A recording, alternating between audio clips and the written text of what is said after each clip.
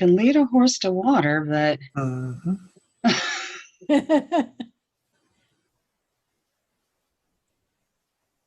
Oh, right. We should talk. We can't do anything. what do we got here? 18 participants in the meeting. Okay.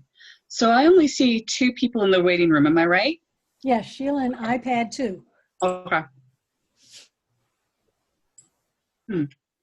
I've had 2. I feel like there's a chance that that might be one of our electeds because I think the last few meetings, some of them have been showing up as weird things like that.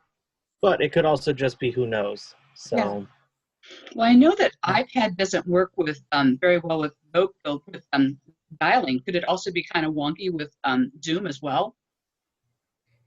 Possibly. Things, yeah, possibly. Somebody coming in with the phone typically shows just a phone number. Mm-hmm. Yeah. So I know. I wanted to ask, we're going to want to vote for the resolutions, and do I need to sign in separately from my husband, or can we both be on the same? When you vote, It's gonna have to be one per. one per. Okay, so he'll need to sign in and I'll need to sign in separate. Yeah. Okay, well, Sorry for the inconvenience. okay, yeah, all right.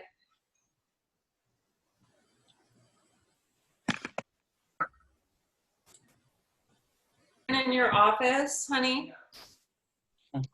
Okay.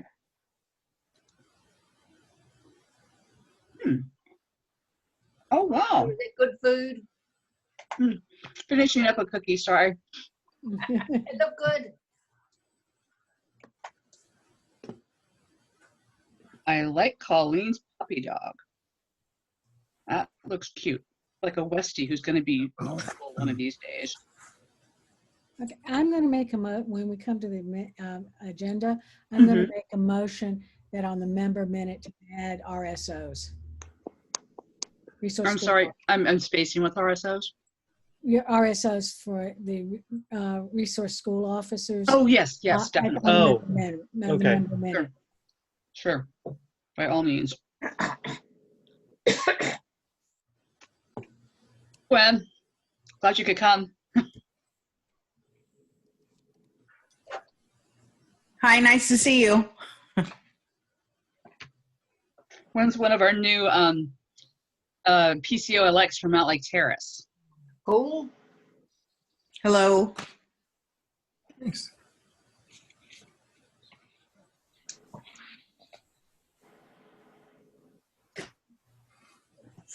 Oh, just to let you know, note everybody should be muted. If you're muted and you want to speak, hit one of the buttons where your participant is, and I'll unmute you guys. Your hand will show up. Raise hand. Yep, raise hand down there. Lori, Roger. Oops, somebody got Roger already. Yeah, I got Roger. Well, let's make him a co-host too, since he's going to be running the endorsements portion.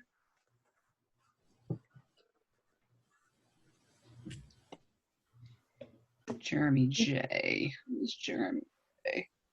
And I'm going to do another chat. I don't know if you guys are aware, I just turned my mic on. There's major outages, Verizon, so phone calls don't get delivered and incoming doesn't, so I don't know how it will impact Zoom, but major all over the area. Oh, fun. Actually nationwide. Yeah, not really? just Verizon. Oh, golly. T-Mobile, I heard AT&T. T-Mobile is out. And a good handful of websites as well have been hit as well. I think I saw Facebook, Twitch, Twitter all got hit. So. Yep. Is it down still list them as having major outages across the United States? Yep. Well, hey, it wouldn't be a meeting if there wasn't any kind of fun going on. Right. We've got 2 pages worth of participants, as far as I can see. We still have 3 people in the waiting room who we don't know who they are. They won't identify themselves. Not gonna let you in if you don't identify yourself. Sorry. I'm gonna make this California time, but not Aloha time. We'll do 7:05 start. Who is Skydive Davis? Monica, I just wondered if the people in the waiting room, if any of them are candidates. Well, I've sent them all chat messages. Okay, So, yeah. because I know that's happened in the Yeah. county. And particularly if people can't get in, first of all, on their computer or something, they end up by calling in and we don't know the number. And Mm-hmm. Hey, hi, Monica, it's Colleen. Did you say that in order to raise your hand, you unmute yourself? Is that No. Yeah, raise your hand so that one of us can acknowledge you. physically And- raise my yeah. hand? Oh, You can okay. do that or Look on, at the Do that, or icon. you can do it on where there should be under, let's see, where is that exactly in the thing? Is it on the, should be on the right-hand side, is that right, Linda? Or is there a raise hand icon at the bottom you there? click on the participants list, Yeah, and at the bottom of the participants list, Oh, there it is. I see yeah. it. Got it. You have Thank to you. scroll all the way down, yeah. Got it. And Thank you. we'll do our best to kind of, keep a look on for that. Sure. Hi, Monica. Jeff's in the waiting room. I don't know if you see him there. yes, he is. I see a Okay, few great. that Okay, are cool. uh, Right. So we're incorrectly, yeah. probably gonna have to leave the room. Okay, Sudine. Andrea. He's not Skydive Davis, is he? No, Jeff? No. I've already admitted him. Okay. Oh, great. Thanks, Linda. Are you in? What's this? Okay. Just cancel that. You're fine. Okay, you're good. They're seeing me out, and they're not seeing you. Oh, this is crazy. We're getting there. The vagaries of Zoom. Pretty fun. You got a phone number. Yeah. Let me see if Yeah. that might be one I know.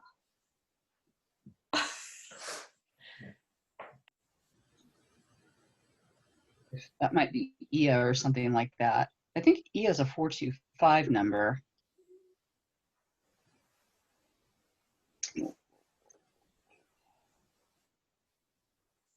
Nope, that's not her. End community. Hi, is it, will we have available the resolution we'll be voting on? Oh yeah. Okay, I've been busy. If you've sent it, I apologize. I didn't print it out. Is it something that you'll send as an attachment or you'll share your screen? Well, first of all, Christine, did you get the call to meeting? I got an email from Kathy saying that we were having a meeting. Okay.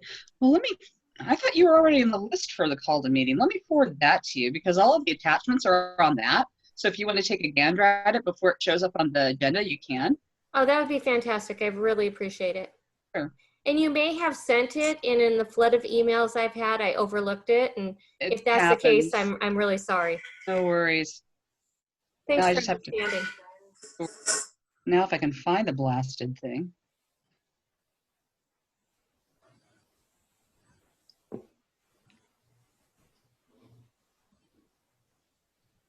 And regarding the phone issue, I'm on Verizon and tried to call Kathy. Mm-hmm. The phone call did not go through. It was unsuccessful. So yeah, there are some serious issues with phones right now. Oh, that's fun. I'm saying that facetiously, of course. Nor did your text go through.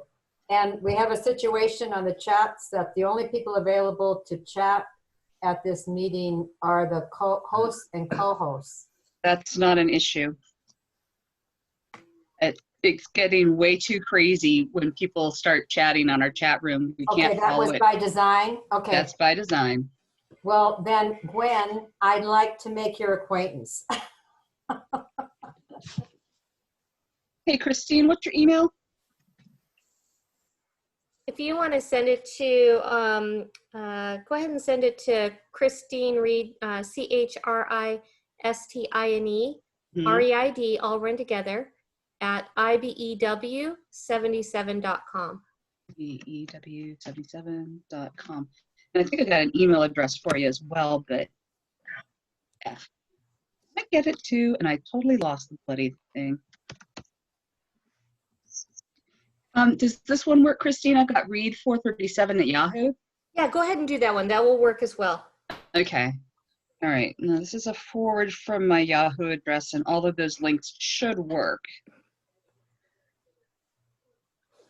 Okay. I have two people with that phone prefix in my contacts list, but the four digits beyond it don't match. I've got a Kate Eisler and a Tricia Schroeder.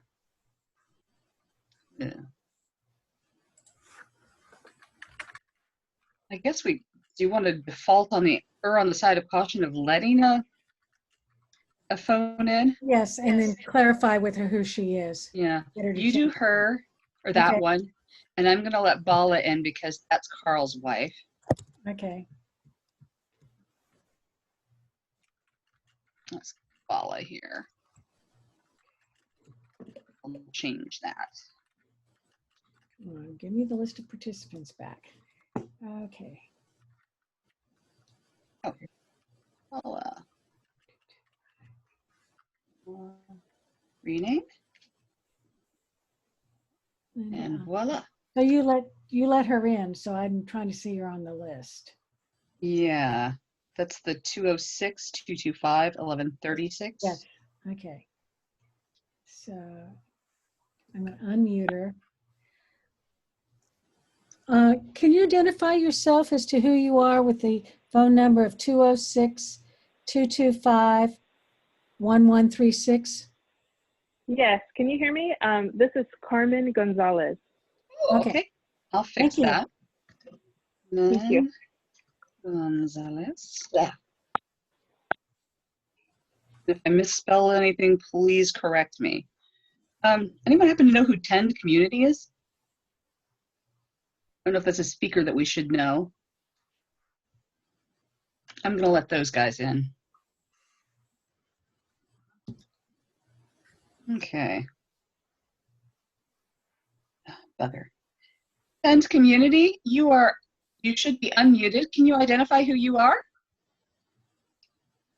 Yeah, it's Sue Whitcomb. Okay. I'm going to go ahead and rename you so I know who I'm talking to. Thank you. I'm glad you could come. And I'm glad you got the link. All right. It is actually 7:08. I think we should start. Okay, so we have 3 people still sitting in the waiting room. Oh, Carol Foss. I think we should let her in. Yeah, The rest of them, yeah.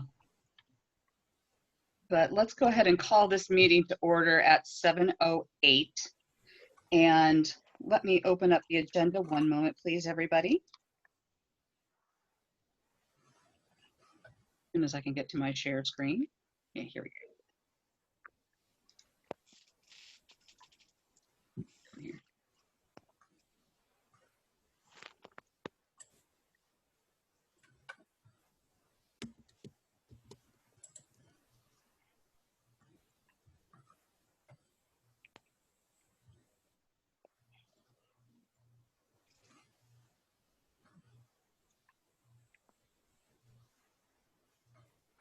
We have 2 Sheilas in the waiting room.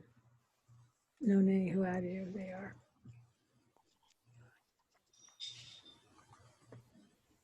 Technical issues standing by.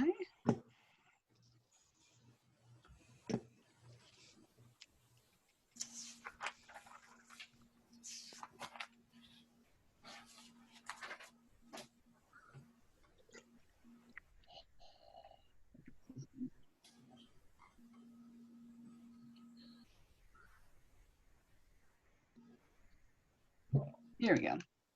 Okay, so let's get this show on the road. Share my screen. Hopefully I can get to the, yay, success. Share that screen. Okay, so I call this order, and I'd like to start with a land acknowledgement because we haven't done that, and we need to do that. We need to remember our First Nations.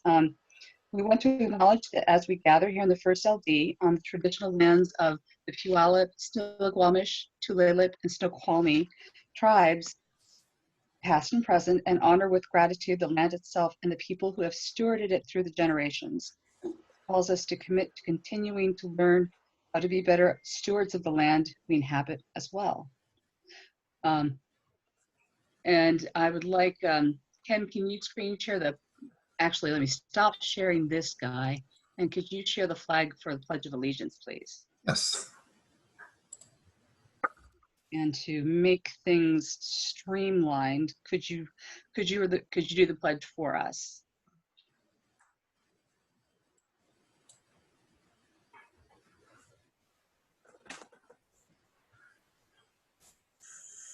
Okay, does everyone see the flag? Yes. For those who, okay.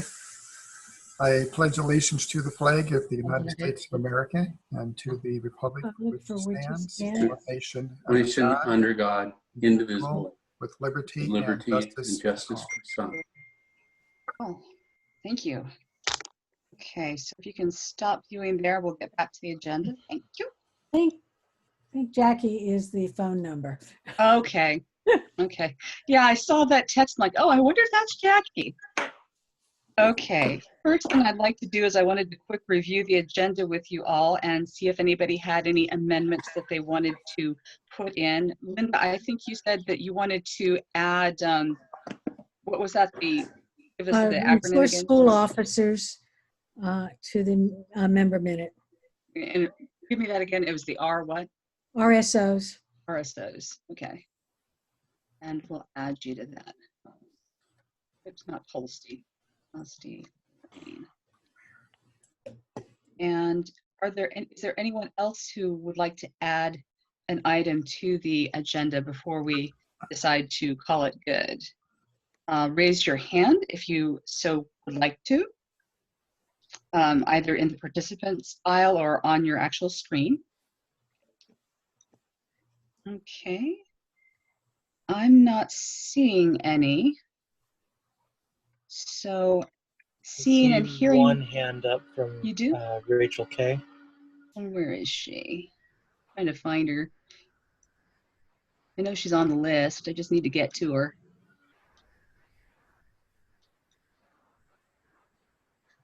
I haven't. Is she under K?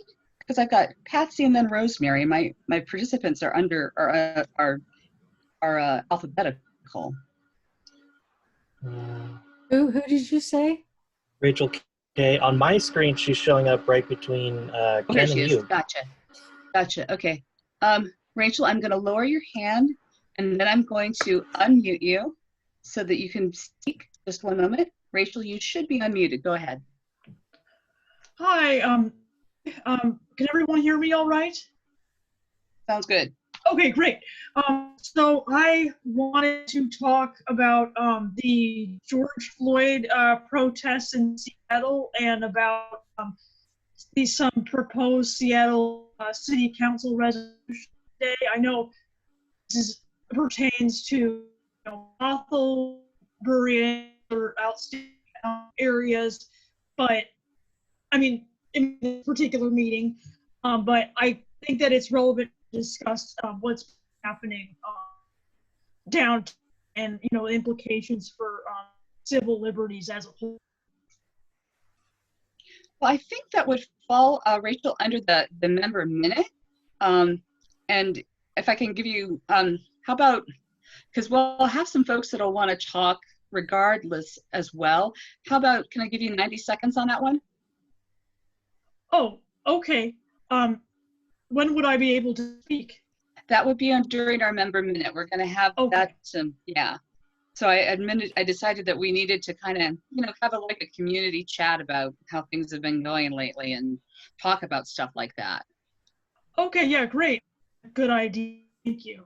Okay, I'm going to mute you now. Thank you for adding that. Okay, any other further additions? Going once, going twice. Hearing none, I will rule the agenda as being approved as amended. Next up, have we had a chance, I'm hoping you all had a chance to take a look at the minutes from our May meeting, because Linda took very copious minutes, including our roll call vote. So we have a good record of that. And is there anything that besides, just typographical errors or any substantive issues? Just a moment, please. Rachel, I'll get to your hand just a moment. That need to be challenged or whatever. Hold on. Oh, not, it's just a minute.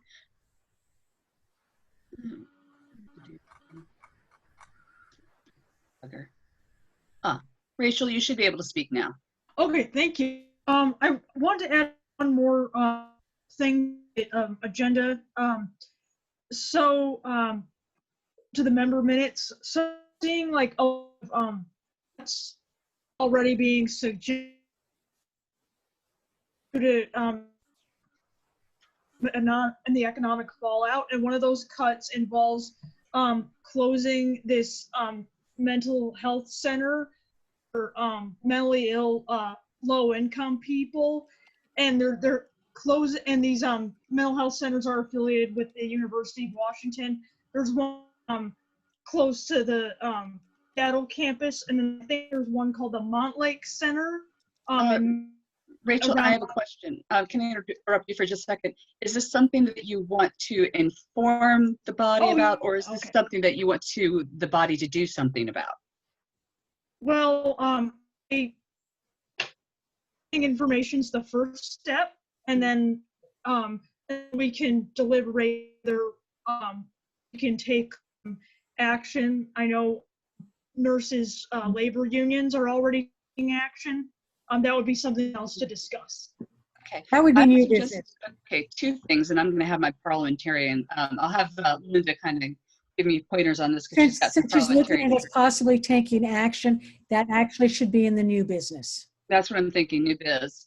And then also, I would also encourage you, Rachel, that I'm going to make a plug for the issues committee, because that's something that I think you, Jackie, might want to take a look at, maybe mark a resolution or some sort of policy, that sort of thing. Would be I'm going to unmute you here, Jackie, just a second, if you want to speak to that. I'm going to unmute you. Hold on just a sec. Sorry. Oh, the phone. Okay.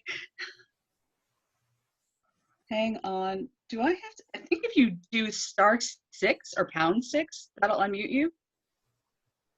Give it a shot. Sorry about the technical jazz, kids. Or, shoot, bigger. I think if you're on the computer, it's alternate A. Press Alt and then A, and then it unmutes. Oh, no. See, Jackie's going, I think her sound is through the phone because, yeah. Okay, then that would be *6 most likely. It is *6. Okay. Well, anyway, so again, that's a new biz sort of thing, and we'll go there. Are there, hold one moment, please. I have Chris Gray on the phone. Yes, Chris.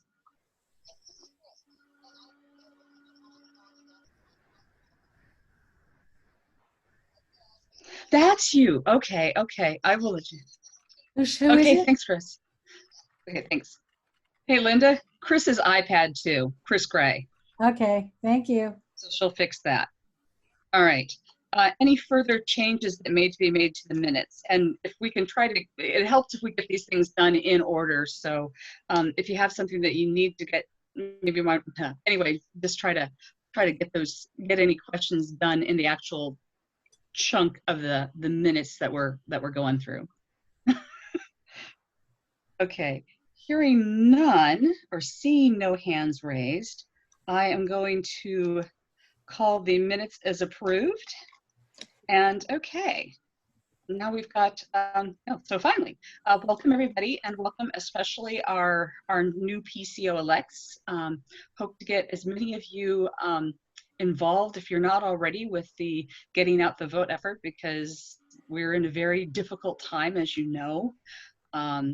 And just to let you know, to be a PCO, if you want to be active in actually voting and you're not currently, there's two ways to do that. The first way is to become a paid member of the 1st District Democrats. The second way is to send an email to myself or to Hillary Morales or to Shasti Conrad, depending on what county you're in, and we can get you appointed as a PCO from now until the time that your elected PCO term starts. Because right now your PCO elects, and to give you the power, we need to make you appointed for that time period. So just to let you know that. Also, I want to say hello to our elected officials and to our candidates, and you'll be hearing from them. The body will as things progress. All right. And let's see.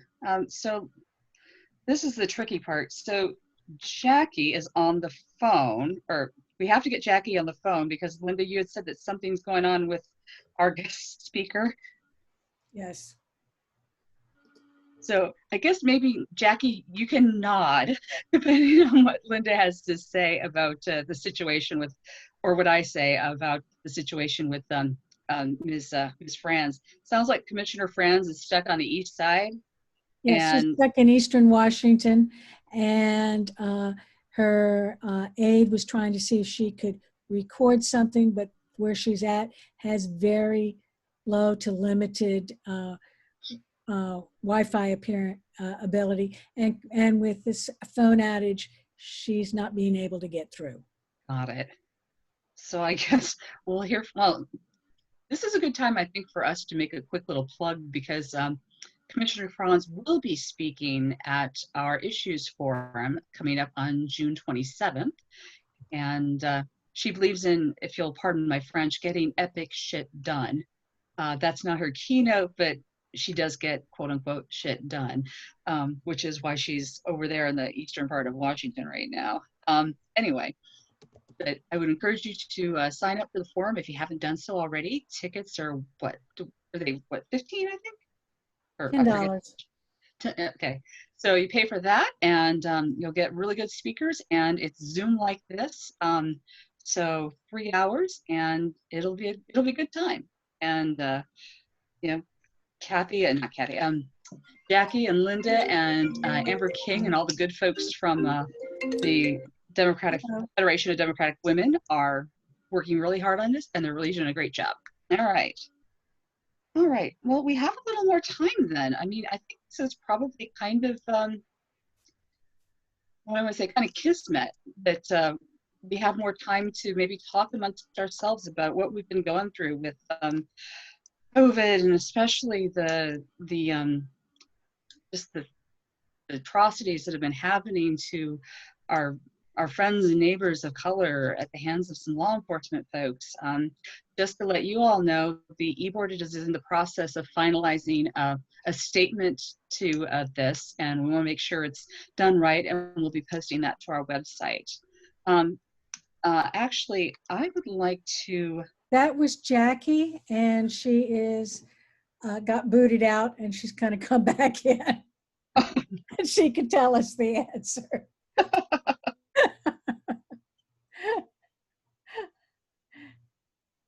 Okay, so I would like to, I guess, open the floor. Well, first I'm going to open it, if you don't mind. I'm going to take my prerogative and open this to Linda because she did have something that she wanted to say specifically to RSOs. Linda, would you like to go ahead and start that? Sure.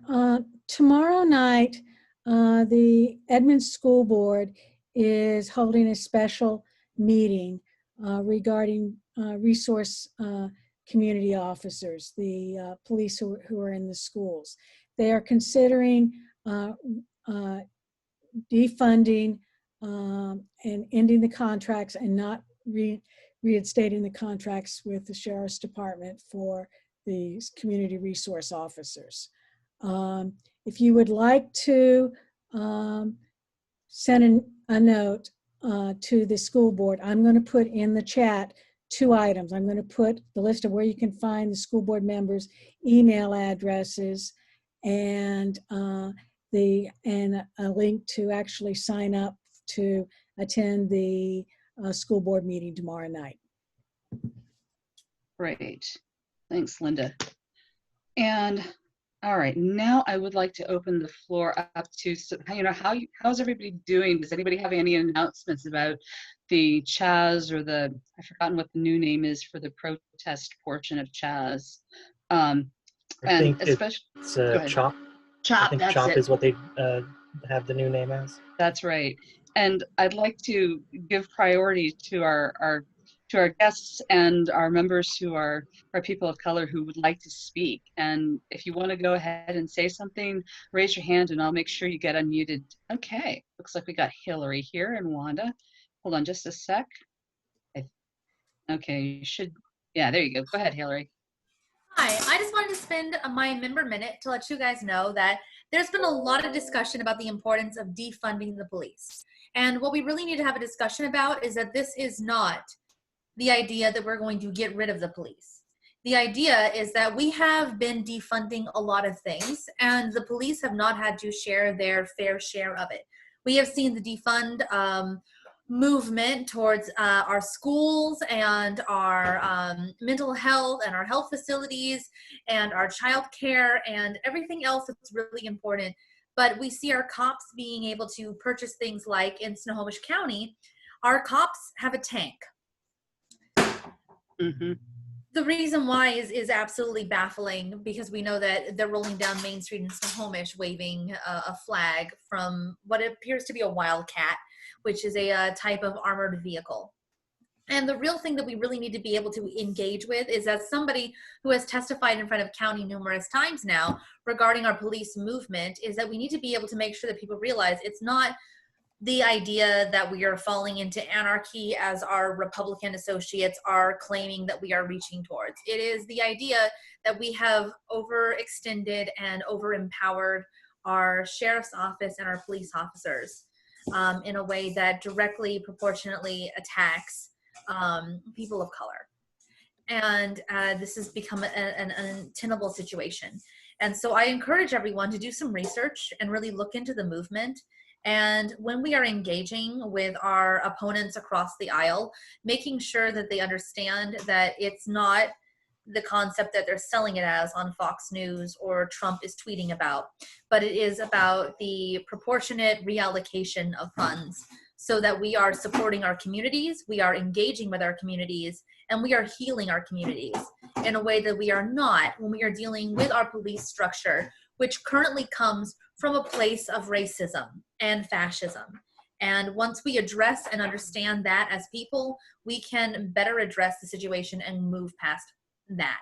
So I want everyone who is here, regardless, if you have any questions about it, please take the time to really look at the movement. And we really need to be able to engage better about this, because so often we let Republicans set the narrative of what we are fighting for. And that is untenable, because it's coming from the opinions of white people who are steeped in privilege, who are not afraid to call 911. So that's my member minute. Go out there, educate yourself, engage, and remember that this movement is not coming from a place of anything other than wanting to have healing and addressing a systemic issue that has disproportionately ruined the lives of numerous citizens. Thank you. Thanks, Hillary. Okay, it looks like I have Keith Clark here. One moment. Mr. Clark, go. Bear with me just a moment. I can undo Get unmuted. myself. Okay, yes. All right, how can we help you, Mr. Clark? What's your member minute? Hi, guys. I'm going to use my member minute to just encourage everyone to continue the fight to do the right thing by our American government, as it has proclaimed to be for, or claimed to do for, all Americans. As a Black man, I have experienced a lot in life. Born and raised in the South. If any of you heard me in any of the meetings before, I always say that. I'm from the great state of Florida. I'm also a veteran, and I've seen some things in life before the George Floyd movement started out this year.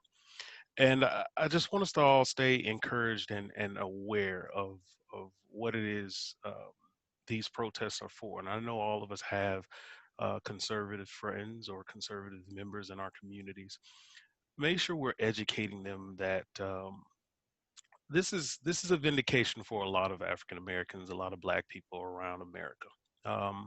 About 3 years ago, there was a big hoopla in the sports world dealing with the kneeling during the national anthem.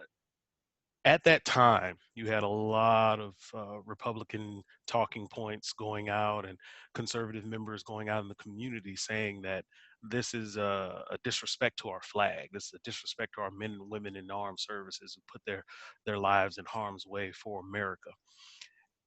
When all that us Black people who were trying to protest or peacefully protesting about was police brutality. This has been a long-standing history of police brutality in our communities, over policing in our communities, militarization of our police in our communities, and we wanted to end it.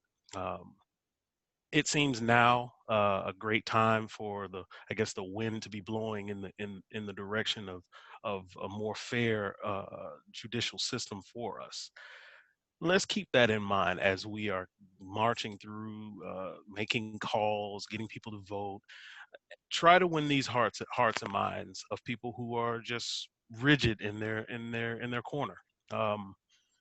I'm very passionate about it. I have my own experiences. I have plenty of incidents where I have with the police on things that simple as being pulled over for just driving in a nice car, and it sticks with you. As a black man, and I'll sum it up. As a black man, I wake up every day realizing that I have to be filtered in America. And this is the only home I've ever known, so I can't go back anywhere, as has been said many times throughout the years. I have to teach my daughters, have that talk with my daughters, to let them know that even though that they are American citizens, the slightest thing that they're pulled over for can be life-taking.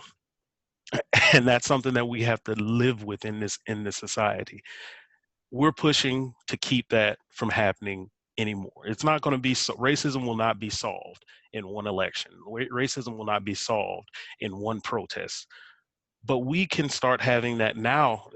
Apparently, we can start having that conversation. We can start doing the things necessary, defunding the police, diverting funds away from police stations to the communities. We can start immediately trying to repeal unjust laws like mandatory minimums and things of that nature, which are disproportionately affecting African Americans and brown persons across America. So let's keep that fight. Let's keep that in our heads, and let's keep a smile on our face as we're telling the truth and telling facts about how lives of Black and brown people are being lived in America, and what we can do, and that we are the people, we are the organization, we are the political party who are pushing for that. Whether we are Biden, whether we are still Bernie bros, or whether we are just on our own on our own ideals, we have to continue to push for this because it's important. I mean, e pluribus unum, right? So let's keep that in mind. Let's keep that in our hearts, and let's keep pushing the fight, because the fight will never be over with. But as long as we have warriors like us, we'll continue. We will prevail in the end. So thank you. Thanks, Keith. Thanks for being here tonight.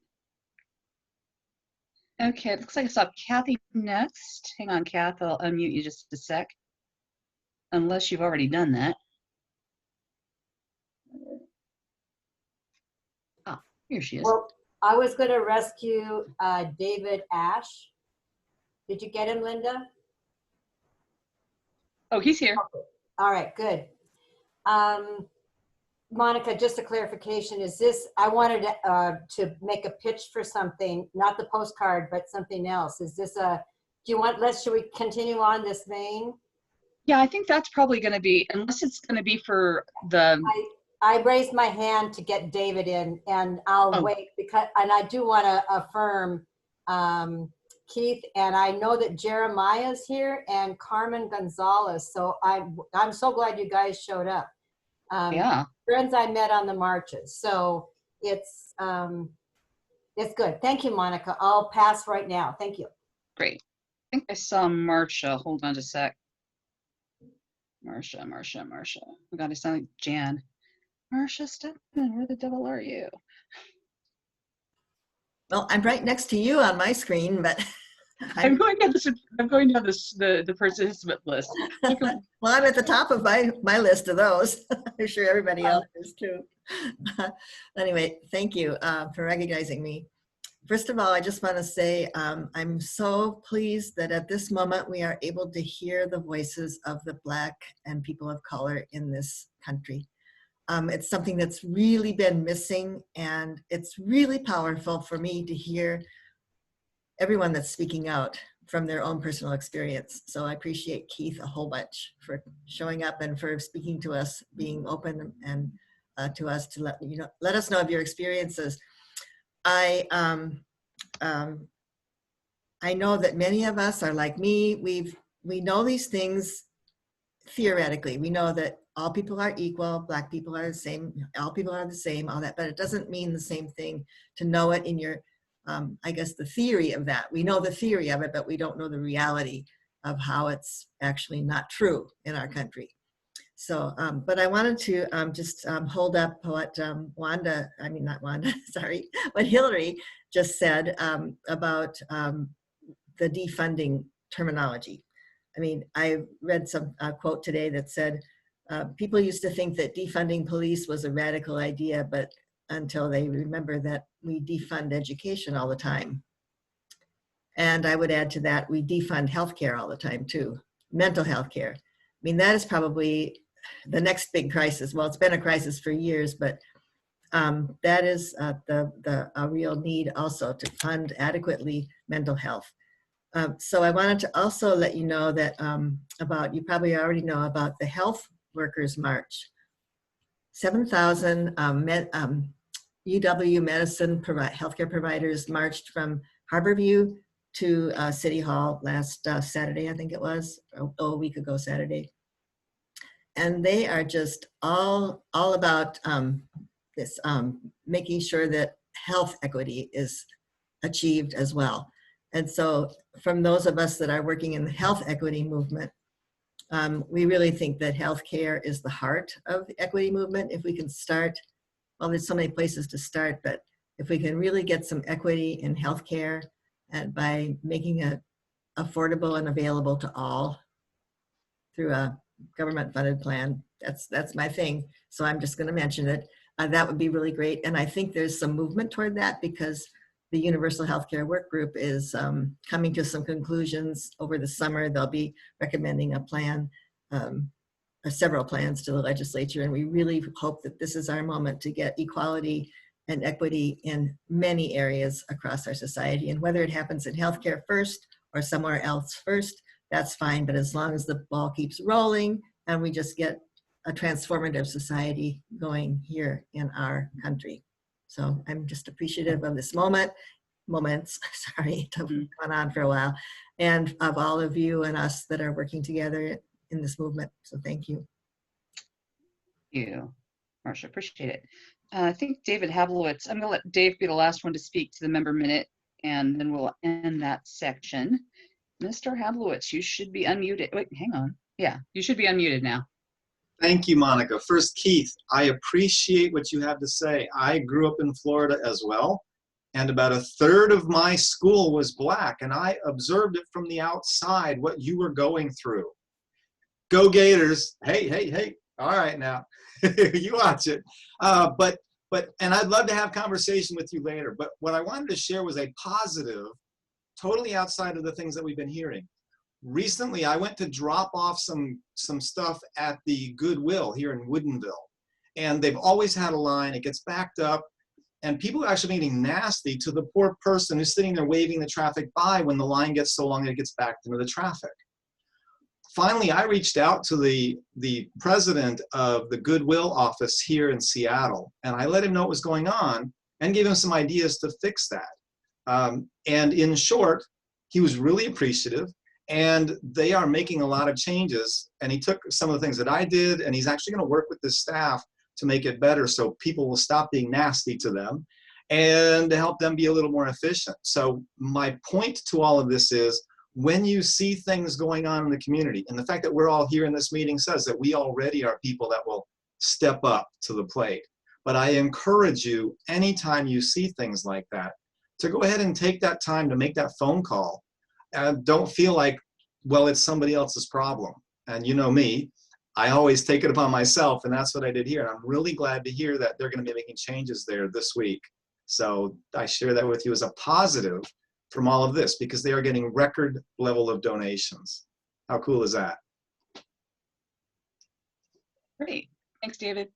And I'm going to go ahead and mute you now again. Thank you for talking to us. And let me find, looked like we had Mr. Jupiter, Jeremy Jupiter, who wanted to speak. And I apologize for not seeing you immediately. Let me find you here. Mr. Jupiter. There he is. Okay, lower hand. And yeah, I think you should be able to talk right now, Jeremy.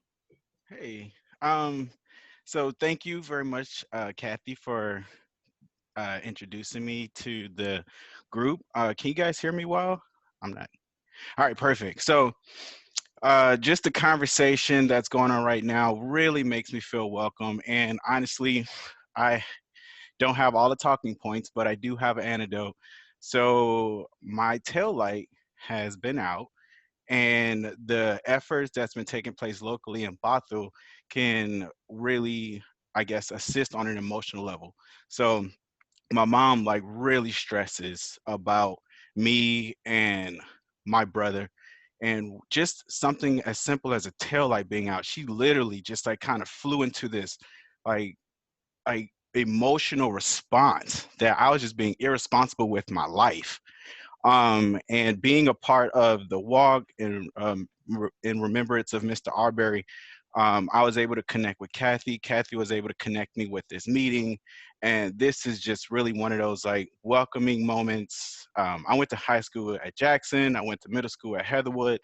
And this is one of the most welcoming environments I have to say I have been in the last 20 years of my time living here in this area. You know, it's only like, what, a couple miles away. I can almost throw a rock to Mill Creek. So I just wanted to say thank you. Thank you for sharing your information. Thank you for sharing your time. Kathy, thank you for welcoming myself and Carmen and, you know, wrapping your arms around us and letting us know that, you know, we're important to you and the community. And, you know, it just really means a lot. And I think on an emotional level, I feel like I think of my parents. My mom really cares about me, and just seeing the impact that this movement's having, I think will ease her, you know, her stress levels, because even if nothing's directly happening to me, those are ideas, those are fears and nightmares that she has to go through. And you know, this movement means so much more. I know we're talking about defunding, I know we're talking about getting resources to the right places, but these are her emotions, or something that, you know, we can't really tangibly equate for, you know, or account for. So I just really thank you, everyone, for being here, being on the front lines, and, you know, really stepping up and, you know, wrapping your arms around us.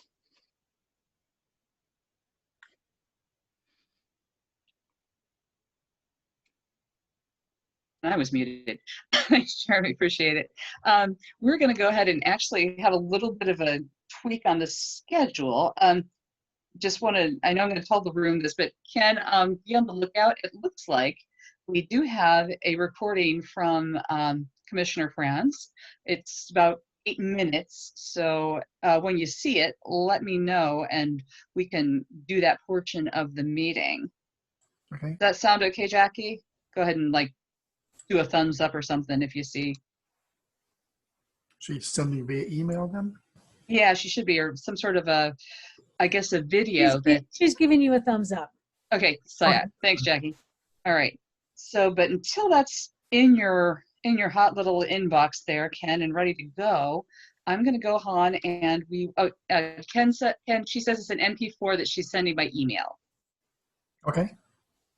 But let's see, while we do that though, I'm going to go ahead and I'd like to open up the floor to maybe a minute, 2 minute max piece. Is it ready now? Not yet. Sorry, guys. Okay. Do you see it yet, Ken? Go ahead. Okay, well, I'm going to open it up. It seems like we got a couple of some elected officials. Let's do 2 of those, and then we'll check and see where that video is by then. Okay, Ken? Yeah, just got a notice I had to request access to get to that, so Jackie should get that soon. Okay, great. All right. Do I have any of our elected officials who might want to speak? I think I saw Shelley Kloba down there someplace. If you'd like to, raise your hand, and I would be happy to. We have Shelley and Derek here. Okay. It looks like I've got an interesting screenshot of Shelley's desk. Yeah. Hey, Shelley. Nice to see you, Representative Kloba. How's it going? Other camera plugged in. I think just all day long, I unplug one and plug it into the other. Hold on. There it is.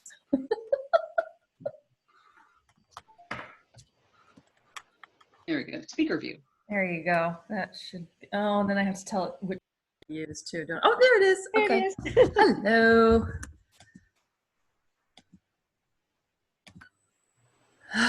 Back. All right. So, hello, Democrats. Good to join you guys again today. It has been just such an interesting and challenging time, and I'm really, really glad for the conversations that I hear and see happening. Welcome to our new members, folks that are joining us and bringing a good perspective. I talked with my mom the other day, and I don't know, maybe you guys want me to say something official or whatever, but this is something interesting and personal. So my parents are, they live in Indiana, and they're very conservative. I think they voted for Trump. I can't bear to really ask them about it specifically, but I suspect that was the case. And basically all the positions I take as a Democrat are kind of contrary to what they believe in. But I know, having grown up in their house and having 3 wonderful siblings, I know what their values are. We differ in approach a lot of times. But this week they sent me a campaign contribution, which I had not asked for. And I thought to myself, if my daughter wanted to run for office as a Republican, could I just write her that check and support her in that dream? And I think, I'm not at that level, that high level of motherhood, of gracious parenthood just yet. I will be honest with you, I would struggle. And I think it was such a loving gesture for my parents to do that. And when I called her to thank her, we ended up having a really interesting conversation. And she said she was kind of upset that people were taking down the Confederate statues. And I had an opportunity to talk to her about when those went up, and that it's really bizarre that we would glorify these traitors who, basically fought for what they thought was a higher cause, which was actually the enslavement of people. And that was not okay. And that's what those statues were about on one level. And on the second level is a great deal of them went up during the civil rights movement as a way to emphasize the oppression as, the dominant white culture was feeling very threatened. And then I sort of joked, I'm like, sure you didn't, really want to get a lecture from your daughter. She said, no, that's really interesting. I hadn't heard that perspective before. And so she was very receptive to it. And so, for me, it's very hard to talk to my parents about things that I know I feel very deeply and I value. And when I know it's not what they are thinking and that we're in opposition, because it's one thing I can disagree with people all day long. When it's your own parents, it feels much more personal. And so I think that while this is a time of great strain and difficulty and uncertainty, I think that there's some grace. There is something emerging that is really special.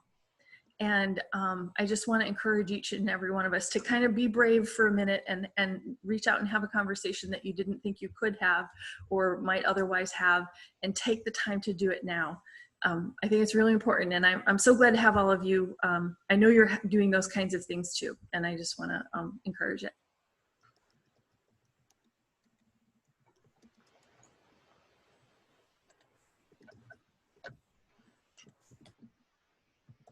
Sorry, I muted myself. I've got to stop doing that. I don't want to interrupt people. I think that's rude, so then I forget, right?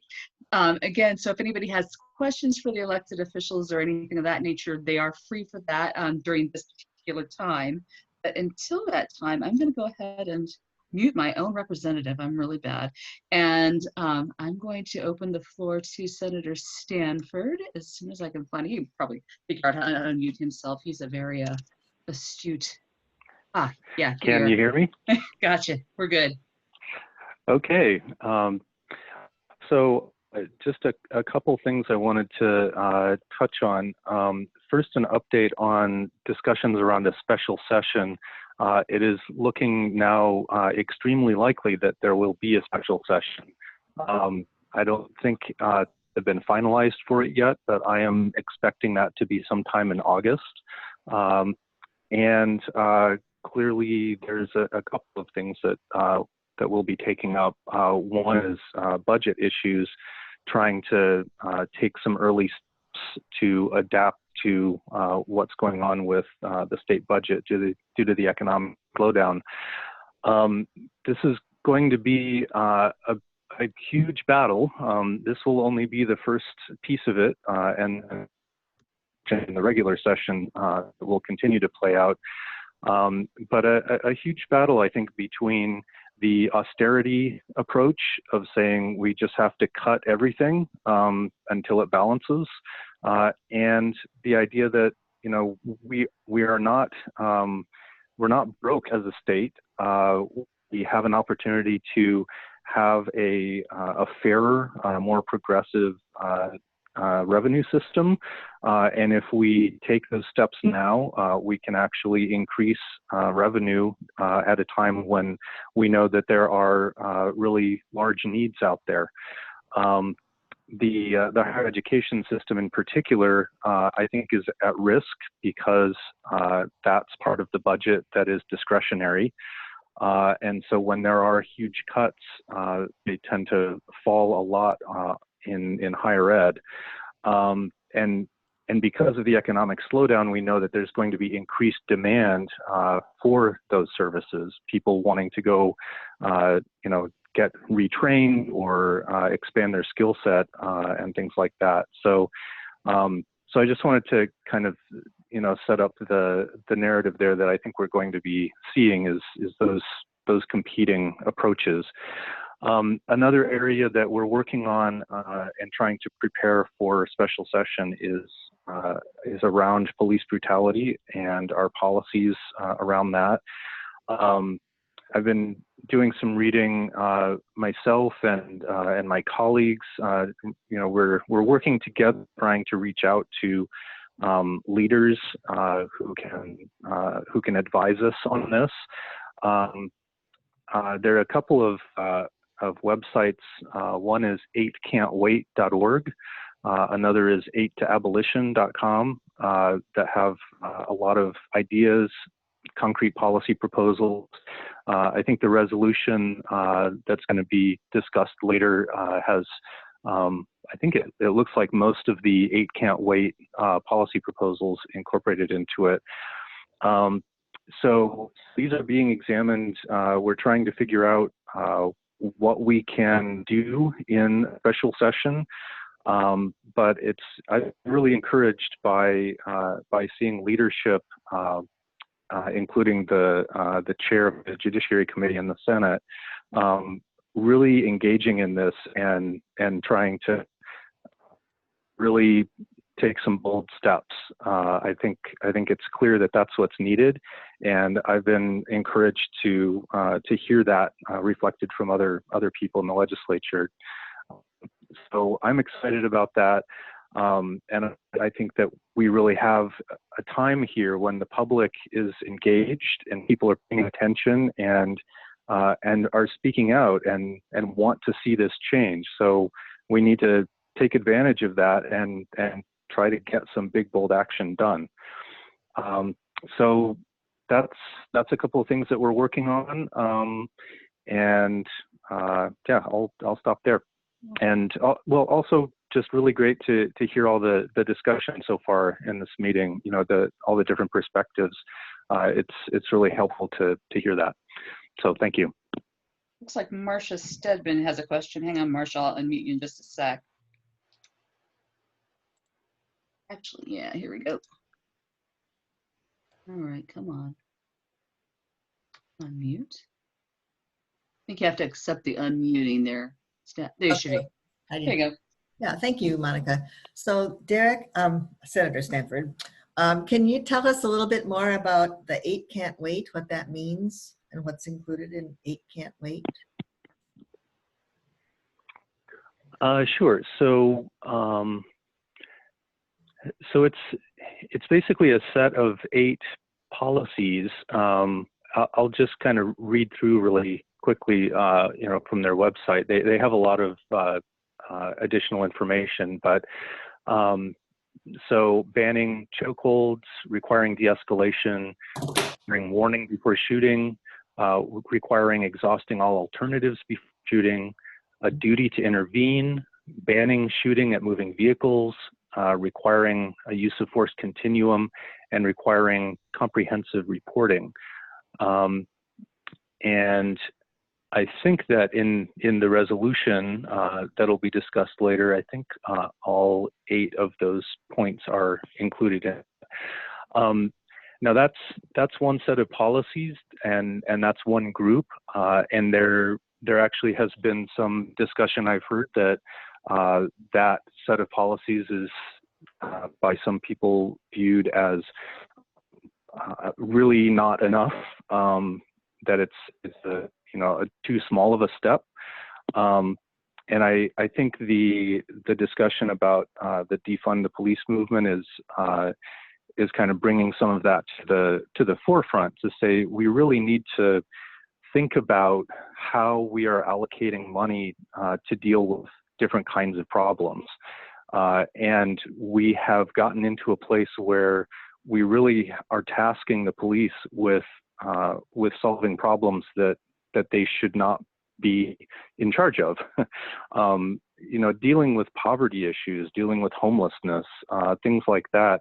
The police are not really the right response to that. And I think we have examples where some small steps have already been taken that we can look to. Like in Bothell, they have a program where they have a social worker embedded, so to speak, with the police, so that some problems that they might be called to, they can basically say, okay, this is a problem for a social worker to deal with, not for a police officer to deal with. It's not a question of, should I take this person to jail? It's a question of, this person is in crisis and we need to get them connected with resources that can help them and defuse the crisis that they're in.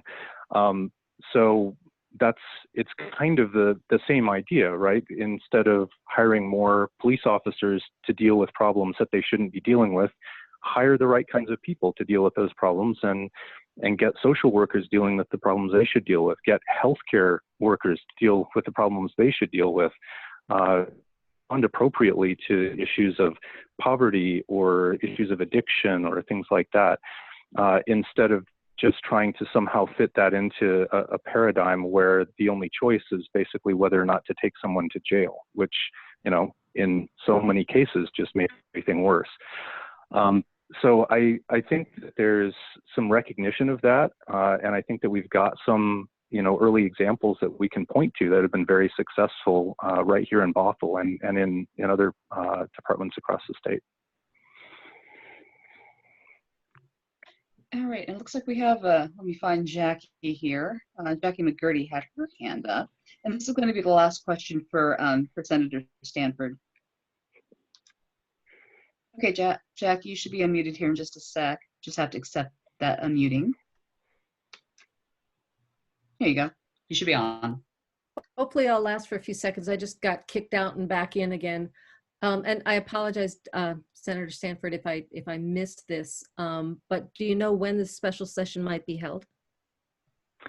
I am expecting that it would probably be in August. There's no final decision on that yet that I know of. But just from what I'm hearing, it sounds like it would probably be sometime in August. Okay. Thank you. Thanks.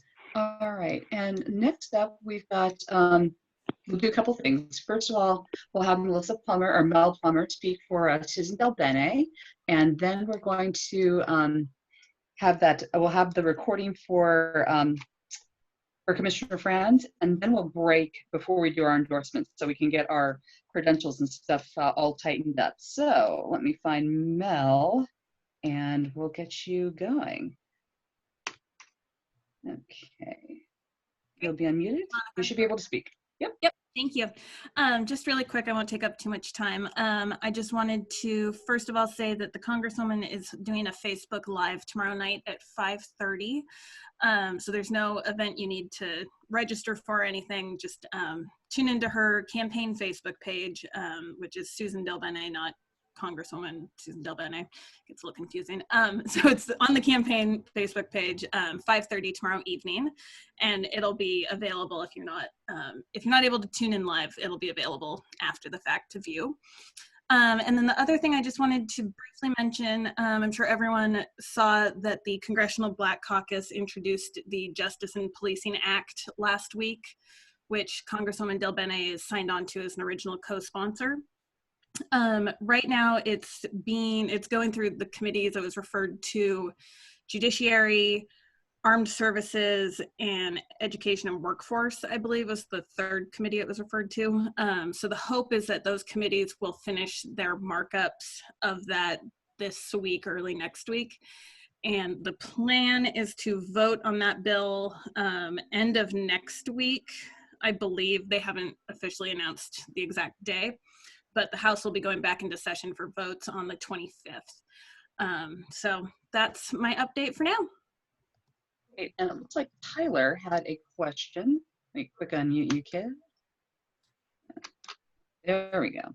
Okay, and it should be, yeah, okay. Go ahead, Tyler. Okay, looks like we got sound. Okay, so my question is for Shelly Kloba. So I watched the newest episode of Last Week Tonight about the facial recognition tech. And while our state wasn't one of the ones listed as letting police use that technology yet, I just wanted to see if there's anything we can do at the state level to protect our citizens from our, social media photos getting used by that technology for even if it's an out-of-state agency, because that kind of concerned me and creeped me out. Representative Kloba, you are unmuted. Yeah. At the present moment, no. I mean, everything that's on social media, we have essentially published and kind of given up our rights to. And so I think that as we come back into session in 2021, if these are things that you are concerned about, then definitely stepping up and making sure that your legislators know that you would like to have more control over the images that you put out, etc.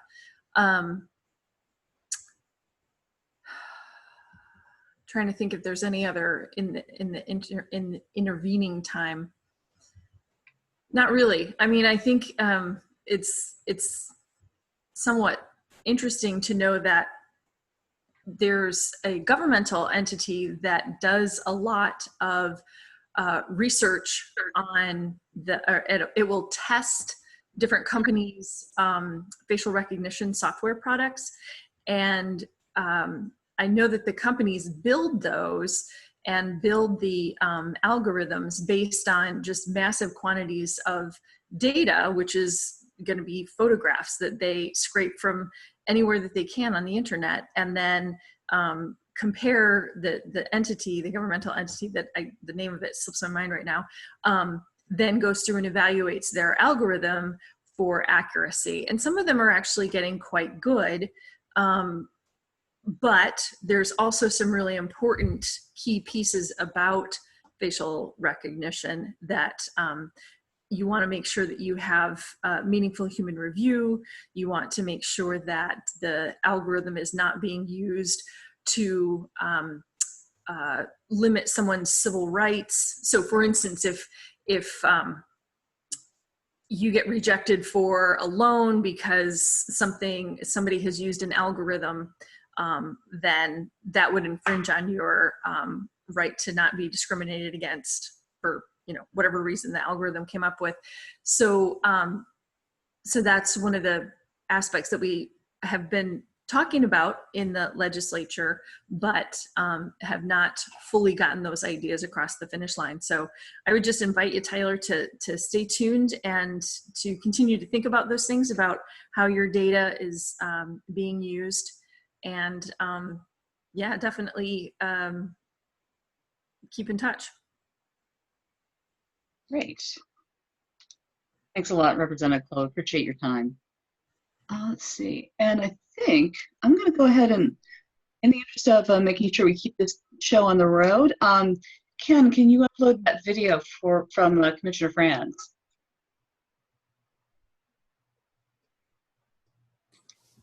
Well, coming up shortly. Great. And gang, just want to let you know, chat is only for the co-hosts and the hosts only. We kind of found out from the Progressive Caucus and our own experimentations and other LDs that it works a lot better if we do it that way rather than having kind of a free fall area. And I apologize for the inconvenience. Okay. Hello, Washington State Democrats. My name is Hillary Franz, and I'm your Getting Commissioner sound? of Public Lands.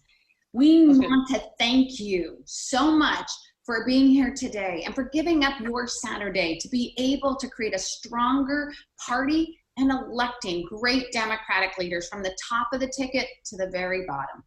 I want to thank you also for all the thought and energy that you put in to being able to create the party platform. This living document outlines the values and the principles that make clear why we are the proud members of the Democratic Party. To everyone running to represent not just your candidate, but also the state of Washington at the DNC National Convention, good luck, and thank you for the passion and commitment. We need that more than ever before. To Tina Podladowski, thank you for chairing today's committee and for so ably leading our state party. We need your kind of leadership to lead us boldly into the future. And to all the staff who have put so much work into making today a success, thank you. You and the work that you do is needed now more than ever before. Our state, our nation, and our world are at a precipice. A global pandemic has fragmented us and turned our world completely upside down. Another great recession has left millions struggling to make ends meet, struggling to put food on the table, keep a roof over their head, and just keep the lights on. And once again, we are experiencing the anger and pain of racial injustice.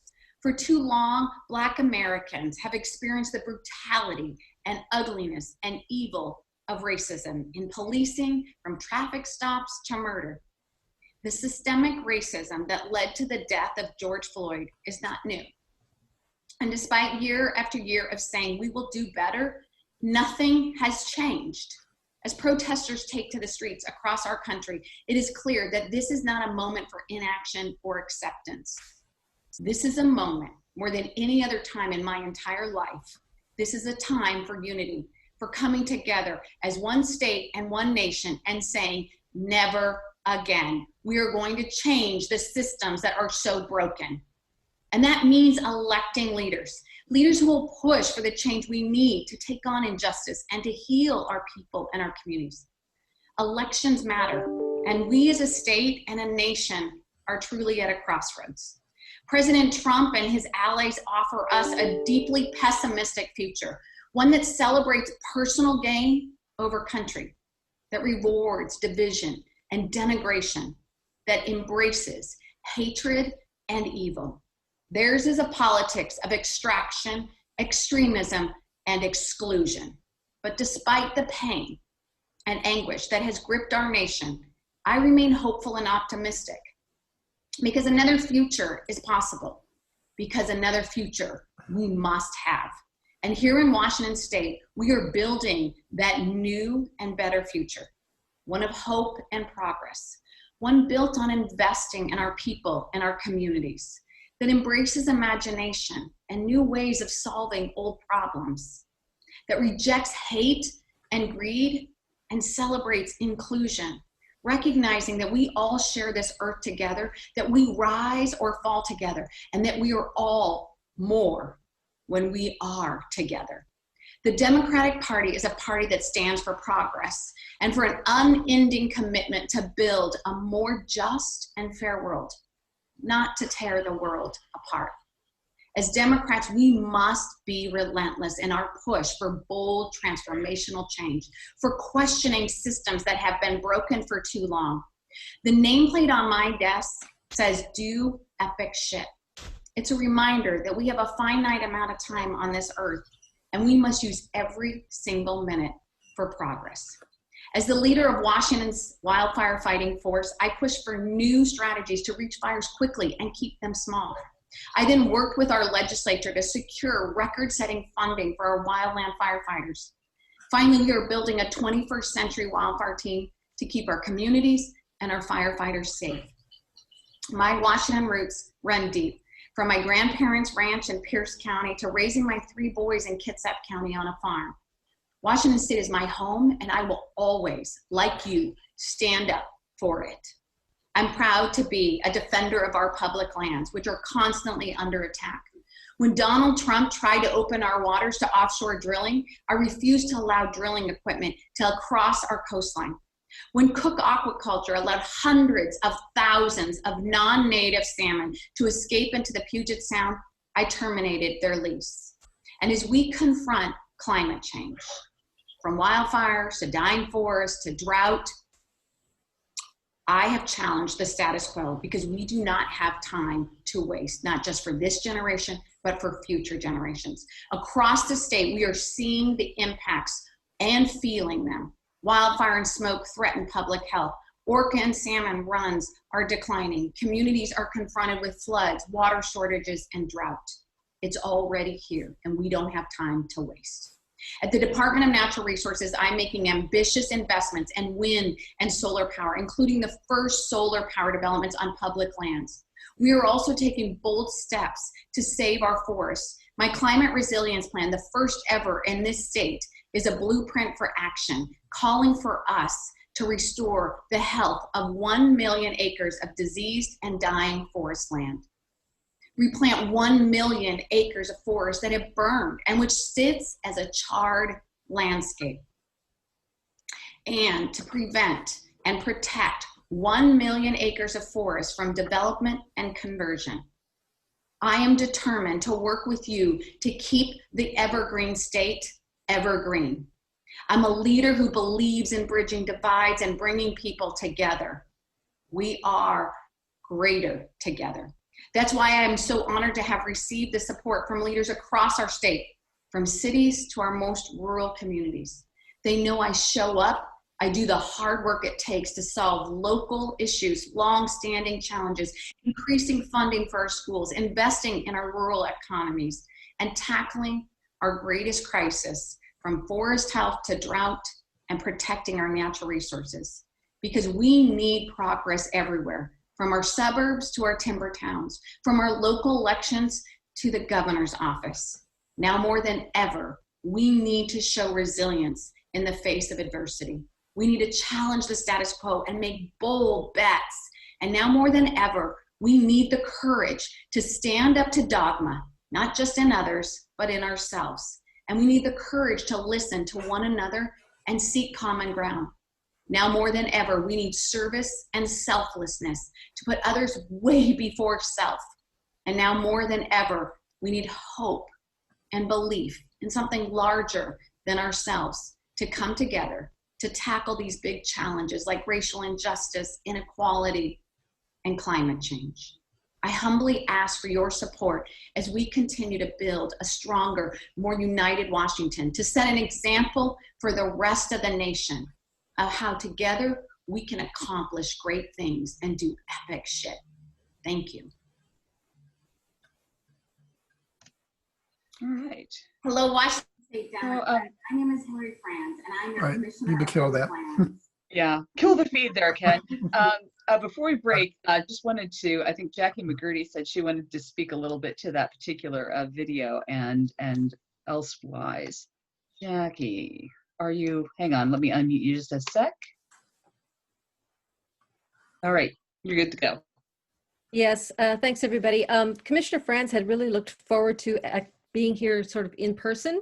to speak to us tonight, but then she ended up in Eastern Washington and, you know, like many of us, could not get internet signal. So her assistant back here found a clip of a speech she gave on Saturday at the convention and provided that to us in lieu of her being able to speak tonight. I don't think she even had enough signal to send something on her own from Eastern Washington. So that's what that clip was. It was a speech she gave on Saturday, and hopefully we can get her more in person sometime in the future. Great, Becky. All right. I think I promised you guys a break here coming up soon. Just a sec. Make sure that I did this right. Let me ask Roger one question privately, and then actually let's do this. Let's see, it's 8:16. Why don't we take a bio break? Let's give ourselves, we think, 10 minutes, gang, and then we're gonna do some good work real quick, I hope. Let's do that. All right, so yeah, see you soon and see you around 8:20. Let's see, do higher math skills, 8:25. We do that? All right.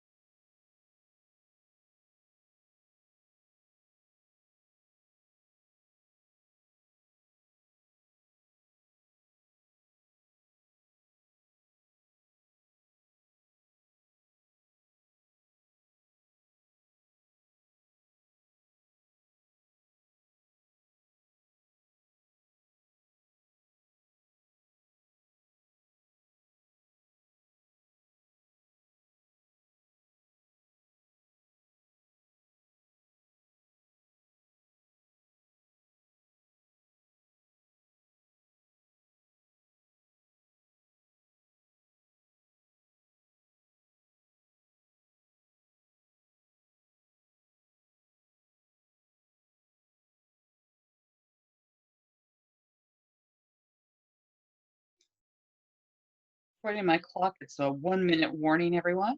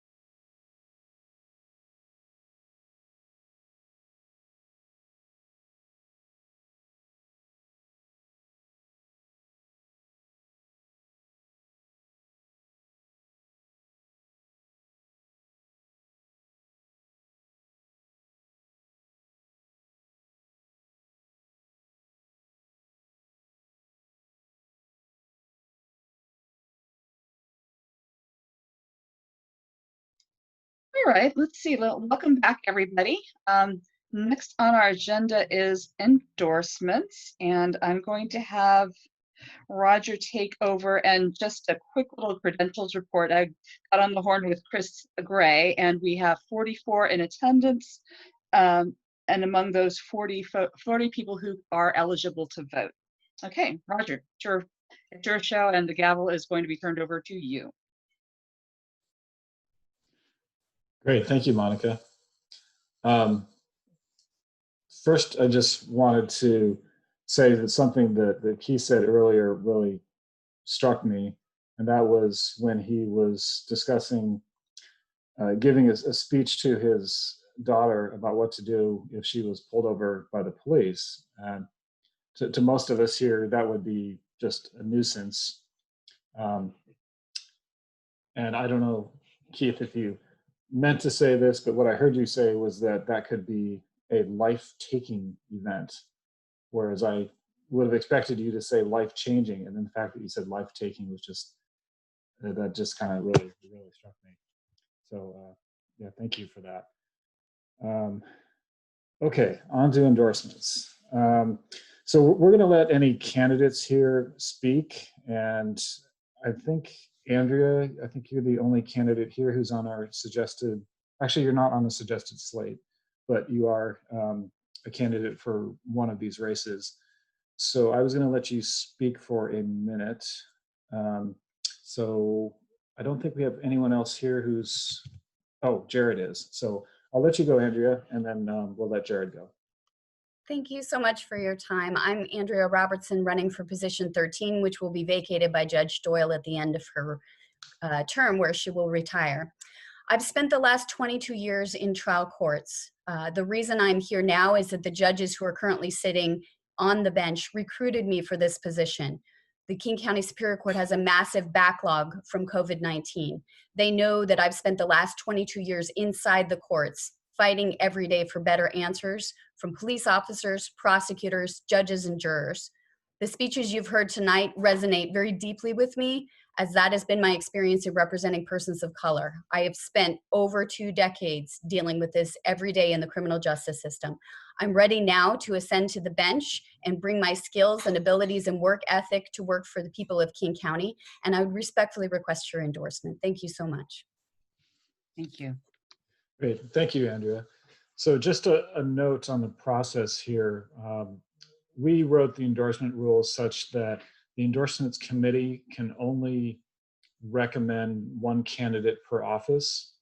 Now, the body is allowed to do dual endorsements if they so choose, but the committee will never recommend a dual endorsement. So if you, the body, feel like Andrea is worthy of an endorsement, the motion would have to come from somebody in the group. And we'll have a time for that after we do the slate. Now, given that, Jared, you may speak for a minute if you so choose. Awesome. Okay. Well, thank you. So I last month was able to join you all and do a little bit of an introduction, so I won't waste your time with that. But what I would like to use this minute for is to thank the many of you who got active this last week when Adam Fortney and our sheriff kind of rallied some people up and got a lot of his supporters to come to the council and defend his office from potential budget cuts. I think that our activity and having supporters come out and speak, both in the morning session on the county council and then in the afternoon session for the next 6.5 hours, really did change the outcome. And I think it's important that we all kind of recognize the power of the people's voice in that scenario. Many members of this LD showed up and spoke, including Hillary, and I want to thank her for that. It was a tough time. We had I got over 1,000 people who had emailed my office and saying, "Don't defund the police, don't defund the police." There's a lot of misinformation out there, and we kind of had a leveled voice when the Democrats showed up and started talking about what it really meant and what we were asking for. I know I don't have too much time, but I did want to at least be here to let you all know that I wanted to clear things up. If people wanted to ask me some questions offline, I wanted to give you my phone number and make sure that you can reach out to me and feel comfortable with that, because there was a lot of misinformation, but I think it was a really big win for Democrats. And I just want to say thank you to everybody who showed up and made sure that it wasn't just going to go under the rug and the sheriff was going to get another partial exemption from any budget cuts. So thank you for that. Great. Thank you, Jared. All right. Is there anyone that I'm missing that is a candidate who has not been endorsed and would like to speak? Raise your hand or give me some kind of indication. Okay. I don't see anybody. We can come back to it if there is somebody. So I'm going to share the slate. Is everyone able to see that? Good. All right. So we went through a few other races and came up with a slate of recommendations. So for Superintendent of Public Instruction, we think the incumbent, Chris Reichel, is worthy of your endorsement. For Washington State Supreme Court Justice Position 6, we're recommending Helen Whitener. She's running against Richard Stearns, who did not request our endorsement. Court of Appeals, Division 1, District 1, Justice Position 2, that's a mouthful. Linda Coburn, who is running unopposed, I believe. And then for our own state representative, this is alongside Shelley Klubba. For Position 1 in our LD, we're recommending Davina Dare. Then for King Superior Court, Position 51, Cindy Port. For Snohomish County Council, Position 4, we're recommending Jared Mead, who's running against Amber King. Snohomish County Superior Court, Judge Position 8, we're recommending Cassandra Lopez Shaw. She's running against Robert Grant. Then for Snohomish Superior Court, Position 4, we are recommending Adiran Akoloko, who is running unopposed and was previously endorsed by us. For Snohomish Superior Court Position 13, we're recommending Jennifer Langben, who's running unopposed and was appointed by Governor Inslee. And then for position 14, we're recommending Paul Thompson, who is also running unopposed and was also endorsed by us previously. Okay, so at this time, I think, Ken, you have a, okay, well, first we should ask, would anyone like to take any of these candidates off of the slate? We need a motion for that and a second.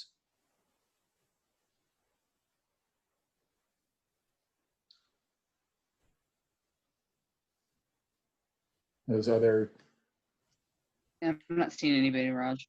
not seeing anybody? Okay. Yeah, with the screen share, I'm unable to see the participants as well. Yeah, I know. And I checked chat too.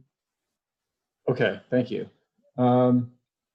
Okay, well, with no motion to take that off the slate. Point of information. Yes. More so a point of privilege. I'm recognized by the chair. Yeah, You are. Roger, you're the chair. I was asking, is it okay if I ask one question to Mr. Mead? Just one small question. It is, yes. Actually, I forgot to mention that we do have a little time for Q&A with the candidates. Okay. Go ahead. Mr. Mead, I'm sorry I missed last week's or last month's introduction. I just finished the process of moving, so forgive me. You mentioned that you were at a council meeting and that you were discussing the defund movement. Where is it do you currently stand on the redirection of funds from the law enforcement to the community? Where do you stand on pretty much defund the police? Is that a yay on defunding and diverting to the community, or no on keeping pretty much the status quo? Yeah, no, I'm absolutely supportive of it. I've been pushing kind of the county council to move in that direction. Am I unmuted? I don't know if I'm unmuted. Yeah, I hear you. I hear you well. I hear you well. Yeah, I'm there. I've been publicly advocating for this for the last couple of weeks since the movement has kind of started. Our county council historically has been a bit, I'd say, kind of slow to these types of progressive movements, but I think we have a chance now to start shifting ourselves and using the energy of the public to move in that direction. It's a conversation that I'm absolutely pushing to have. Our county executive has also come out in soft support of that kind of a conversation, and it's something that I'm 100% there. And it's about how do we do it that fits our county, but it has to happen. The conversation has to happen. Thank you, Mr. Reed. I yield the rest of my time. Thank you. All right, thank you. All right, are there any, I see a hand up from Joe Boyette. Let me unmute you and lower your hand. Go ahead, Joe. Try that again.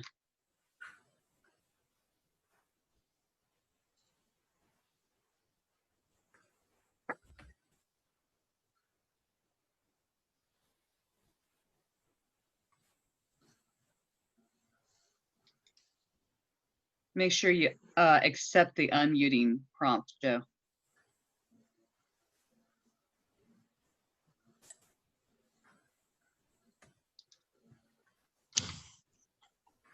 Uh-oh. Crikey.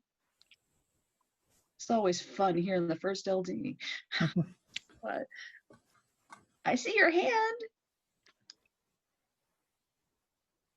Joe, you see a prompt that says to accept being unmuted? Unmute. There you how's go. that? That's beautiful. What's up? My question is for Andrea, and I wanted to know about the fact that they're talking about putting a law in to protect restaurants from COVID-19 being, the restaurants want to be protected from suits in case some of their customers, and so do other business entities. And I wanted to know how that would impact us. What kind of what are they talking about? Just can you give us some enlightenment as what that would be about? Unfortunately, I wouldn't be able to comment on something that might come before me. There's some specific rules about judges making comments about whether a law is a good idea or not.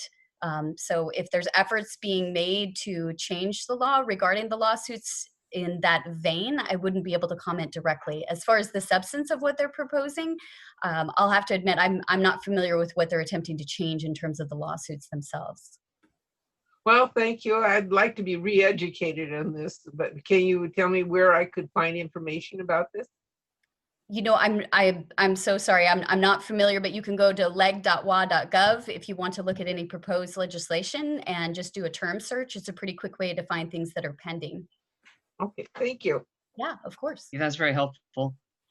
And let's see, I look like I got a question from Jeff Schaub. I'm going to unmute you just a sec. Can you hear me okay? Yep, you're cool. Okay, thank you. I just wanted to make a quick comment to Mr. Mead. Let him know I appreciated what he had posted on Facebook. He, I don't want to speak for him, but basically how I interpret it was he was in favor of nonviolent protests and was not in favor of rioting. But what I read in his comments was he was not in favor of people showing up in the streets of Snohomish with long guns and Confederate flags, basically a bunch of vigilantes. And I just want to say I appreciated that post, Mr. Mead, so thank you. All right, thank you, Jeff. Ken, I believe we set up a, I'm sorry, keep, no? Yeah. Okay. Any other questions? Keith, let me.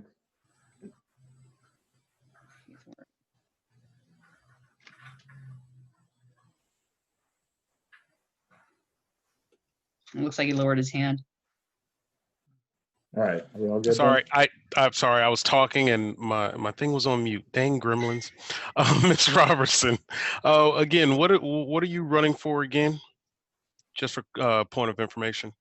I'm running for position 13 of the King County Superior Court. There's a Judge Teresa Doyle who is retiring at the end of her term. So I'm running for that spot. Okay, Chairman, we don't, is that not what we're on right now? I don't see on the list of endorsements. We endorsed Hillary Madsen for that position at the last meeting. It came from the floor. Okay. That endorsed, that motion.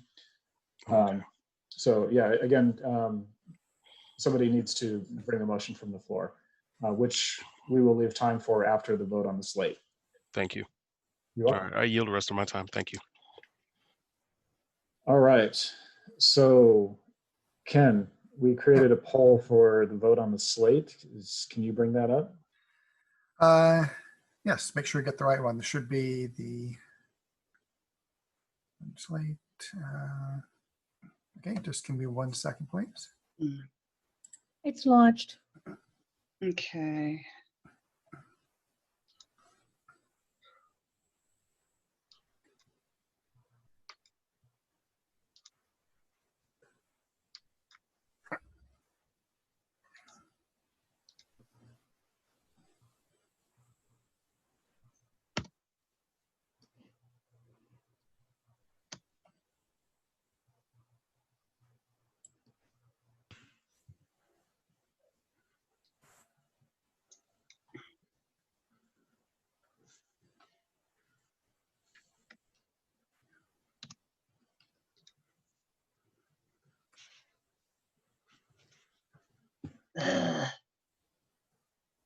Sorry, gang.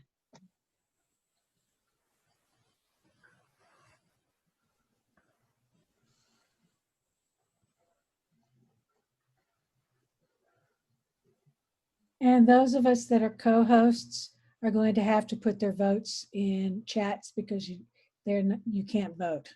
Thank you for answering that question, Linda. Should we send these to Ken directly, you think, Linda? Yes. Okay.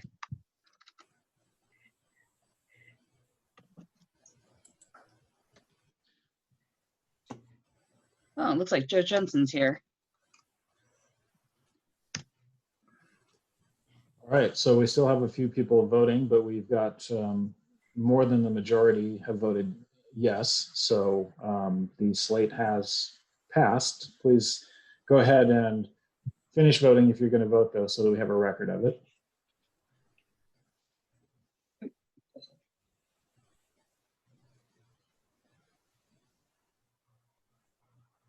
All right, we'll give it another minute. And Ken, when you get the numbers, give me the names and how they voted so I can add them to the minutes. Okay, from the chat? Yes. Okay. The others, I can take the total off of the poll, but I can't, Yeah. I can't record them otherwise. Okay. I'm going to save the entire chat and I'll get those numbers to you. Okay.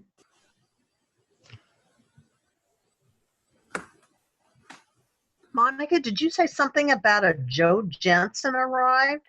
Well, yeah, Who's that? Joseph Jensen is the technology chair for the Snohomish County Democrats. Okay. I was looking on our list and I was thinking, okay, who is this? Technology committee chair is actually me right Ah, now. well then. Oh, so you can vote. So you can So I vote. can vote. Yeah. So I've changed the name to Hillary M. That goose stepping donkey is actually me. Gotcha. Just a heads up.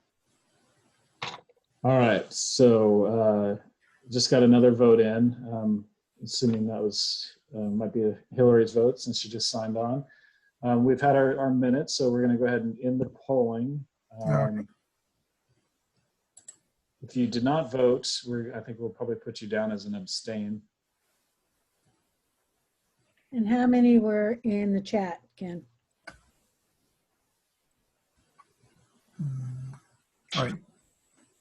Take a quick look.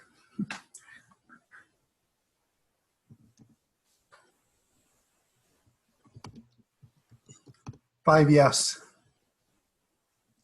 Everybody voted then. All right, so we have a, I don't know if we call it unanimous with people not voting, but it's all the votes are yes. So, all right, we've passed the slate. So I'm gonna leave the floor open for motions for a couple minutes. This is Keith Clark. Sorry. Hi, Keith. This is Keith Clark. I motion to recommend the endorsement for King County Superior Court 13 for Ms. Andrea Robertson. All right, is there a second? I'll second. And Rosemary, was that you too? Did you want a second? Jackie did. Okay, cool. Now, yeah, the reason I ask is because, Keith, I don't think you're eligible to do that because you're a PCO elect.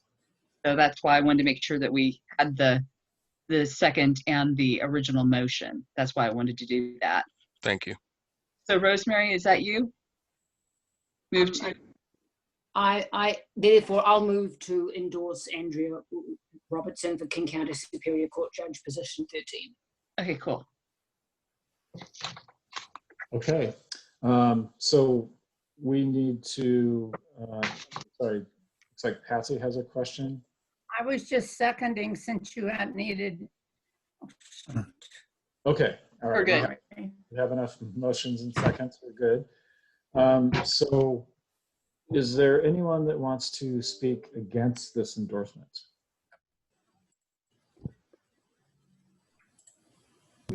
Do we need to ask her to step out? Not until we vote. Not until we vote. And then with the electronic poll, I'm not even sure if we need to do that. No, we've typically asked them to leave the room during discussion as well. Deliberation. Yeah, so let's put her back in the No, waiting room. Actually, Hillary, we are allowing them to stay during discussion because they have a chance to do a minute of rebuttal. Rebuttal? No, I have a problem with that. We previously have had intimidation tactics used, and I'm not saying that these candidates will, but we have in the past asked them to leave during deliberation and the vote. They have been allowed to come back in for discussion. And we always count their votes if they're a member in the affirmative towards themselves. Correct. The rules do say they have a minute for rebuttal, though. So if they're not in the room to hear any discussion, how would they rebut it? They are welcome to rebut a concern that is addressed by the endorsements chair but I have concern about them speaking directly to membership. Okay. All right, well, let's go with that for now. How, is there a way to? Yeah, you can put her in the waiting room. Yes. Oh, okay. Could you do that, Monica? Let me find her here. Andrea, hold on just a second. I'm going to try to put her back in the waiting room. Hold on. I've already done it. Oh, thanks, Linda. Okay. All right. Is there anyone who wishes to speak against this endorsement? Let's see. Do I thought a hand up, but I think that was for a different point. I don't see any hands, Raj. No, my hand raised. Oh, you did? Hillary Okay, go raised ahead. her hand. All right, I'll make this short and brief. My name is Hillary Morales. I'm your state committee member and your CD1 representative. I'd like to speak in against just because I feel like when it comes down to a race where we know we only have 2 horses in it, I feel as though it is not beneficial for us to split our vote. Our candidates have met, have been vetted, and have been elected, and more than anything, I feel like the other candidate going up against this candidate now has shown a stronger drive and elected presence to be able to go forth. These are not going to be easy elections, and we're looking at going straight into the general head-on-head race. I feel as though our vote gets watered down on that one. If had this been a larger race with numerous candidates running, I would feel less concerned about it. But when we only have 2 people running on this one, I feel as though we are better to get behind the stronger candidate, and we have already endorsed Hillary Madsen. So I want to continue forth with that one. I just feel as though if we do anything less, then we're going to confuse the voters when we come down to this break, and especially when we're looking at the future of criminal justice in this region. I feel as though that's going to be a larger concern, that we want to really get behind a candidate who has shown a stronger initiative at that point. Thank you. All right. Thank you, Hillary. Is there a speaker for? Rosemary, let me unmute you. Go ahead, Rose. Thank you. Okay. I am strongly in favor of endorsing Andrea Robertson. I have just been in an interview and heard her speak. She is extremely well qualified. She has extensive trial experience, which is important when you go into a judgeship.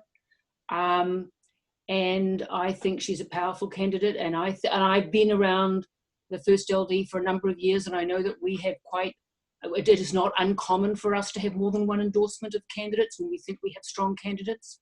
And I think this is a case where to say that we endorse 2 candidates, particularly when Andrea has very strong background and experience, and including court trial experience, that's an important criteria for a judge.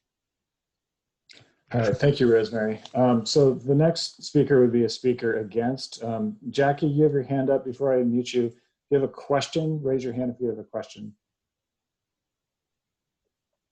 No? Okay. All right, so we would need to have another speaker against. I've got a couple people. Okay, Keith, I'm assuming since you made the motion, you're not going to speak against. Does anyone else want to speak against? Okay, so with that, we kind of like to keep the comments even, so we're going to cut it off there. Roger, discussion. Yes, I have Carol Foss's hand up. You do. Yeah, Carol. Oh, okay. Carol, did you want to say something about to speak against, or what exactly is what did you want to speak?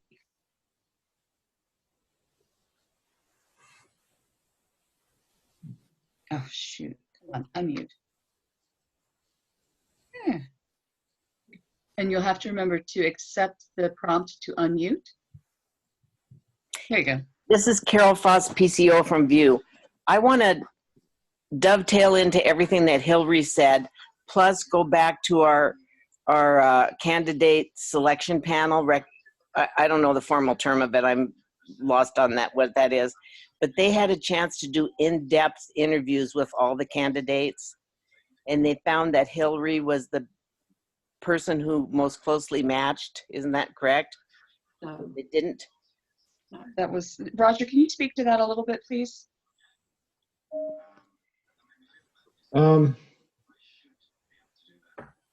So Carol, were you asking? Well, who- I'm speaking against a dual endorsement of the second person because the endorsement panel endorsed Hillary Madsen, didn't they? Which endorsement panel? Isn't that the one that you chair or you're on involved in? We didn't make a recommendation in that race. Okay, I thought I was at a meeting and we voted on this and we went with Hillary, but maybe I'm misremembering. Right. No, we had a discussion earlier, well, just last week, and we felt that we didn't make a decision because of the dual endorsement, but we did feel that Hillary was the stronger candidate because of her initiative. And there may have been some other factors there.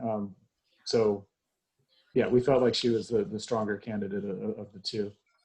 I think Jackie's got a question or a point. And Jackie. First a question. I thought I heard somebody say that Hillary was endorsed from the floor. That's correct. As opposed to the There's a endorsement motion side. from the So it's not the endorsement committee panel who brought her up for endorsement, correct? That's correct.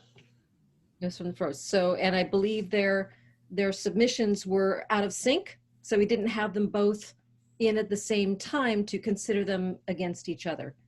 If that's Right. what That was the Carol reason. That was the reason we did not make a recommendation, was because we got Ms. Robertson's request very last minute. But Hillary Madsen also did not know which position she was running for until the last minute when the current judge, Judge Teresa, I can't remember her last name, resigned or was stepping down. Okay, so we've had 2 speakers against. Do we have a speaker for?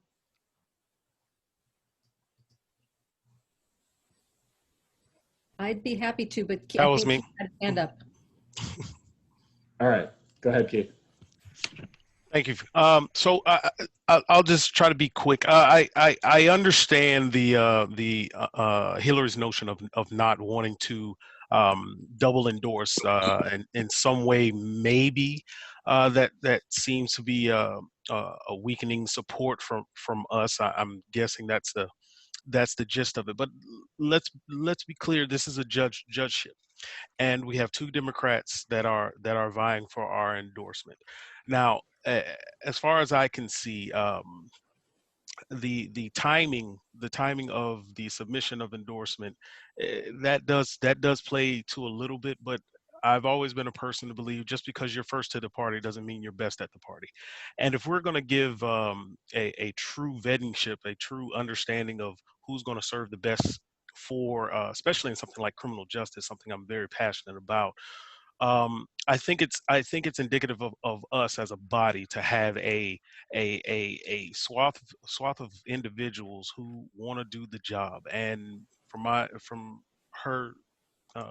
her statement, she seems very, very credible. She seems like she has a background in trial and understanding criminal justice. And honestly, there's no harm done. I'm gonna be honest with you. There's no harm done.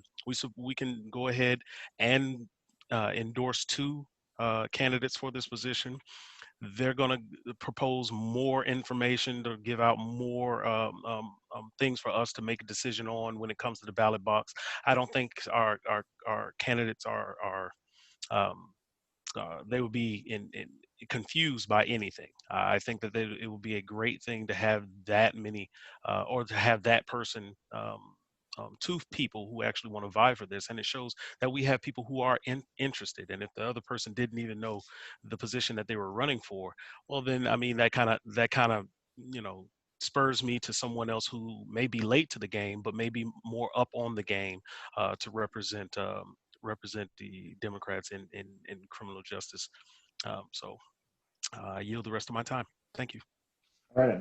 Thank you, Keith. Okay. So we're Question, moving on Roger, to- point of order. Yes. Are we, okay, so folks that are members that are, what's the rule on our PCOs elect? Are they allowed to address the body in this particular one, or are they not allowed to address the body? They would be allowed to address the body. We normally Okay, we had some allow questions, so anyone I to comment. just wanted to get that announced. Okay, cool. But of course they can't vote. Okay, gotcha. Unmute. Okay, I just want to address this as a point of information. PCOs elect are not allowed to address the body unless they are a paid member. If they have not paid a membership, they are not allowed to address the body.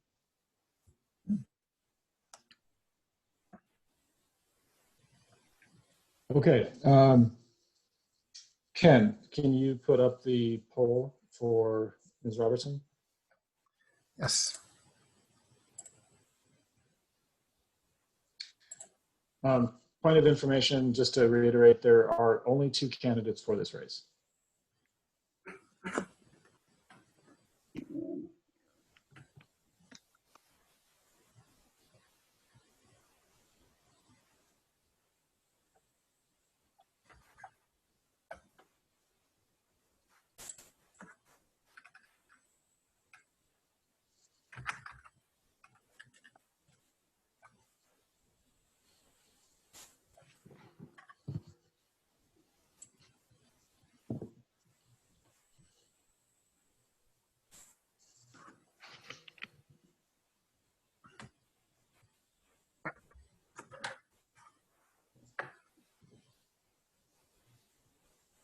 Is the poll up?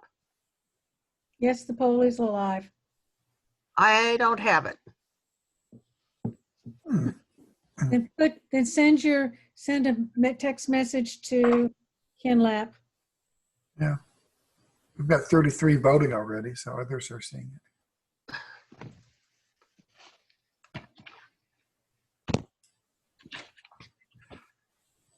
Can vote yes for me. Okay.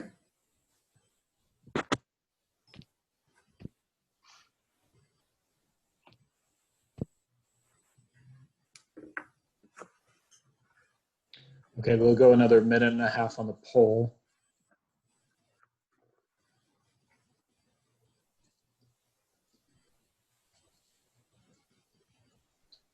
Ken, how many chat voters do you have? I don't want the totals yet, but. Yeah, we have 5 yes. That includes Chris and myself and the others that said yes, and 1 no. Okay.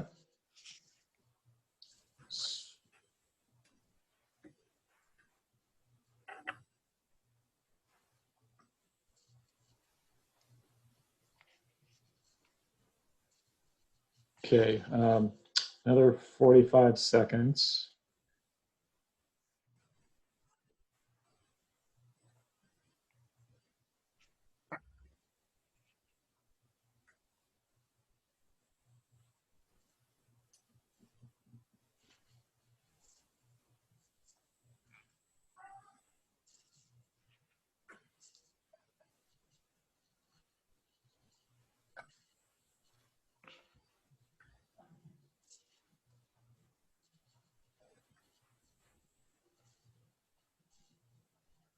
All right, another 5 seconds.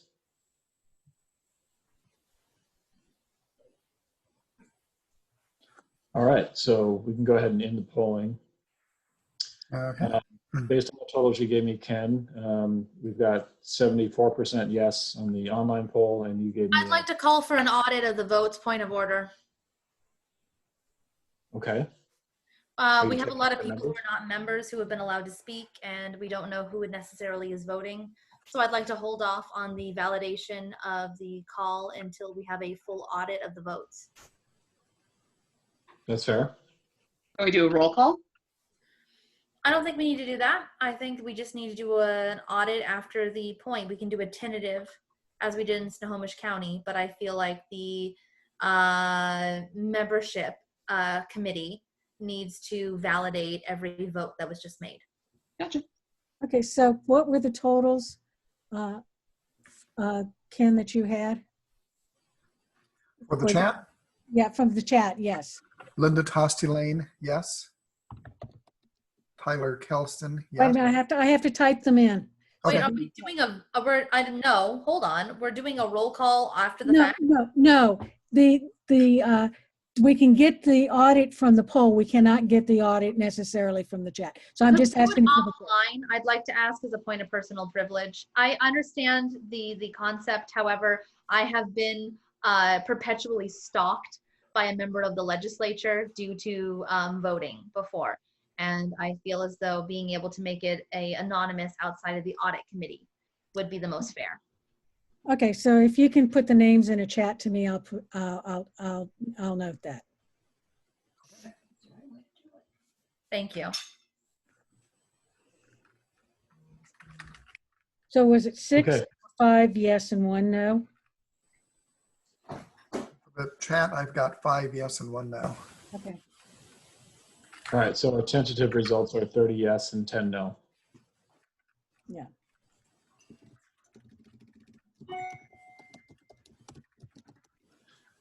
So Andrea's in the waiting room still. Is she ready to be put in or? Yeah, I can admit her if you're ready. Okay.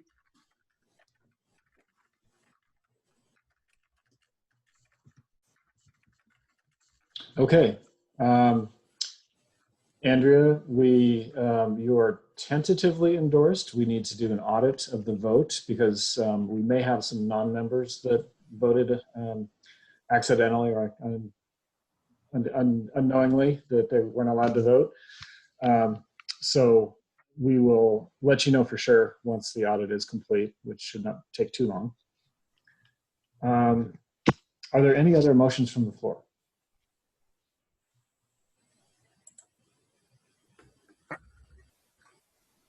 All right. Seeing none, that concludes the endorsement section. Thank you very Thank you all. much. I'm going to sign off now. Thank you and good night. Good night.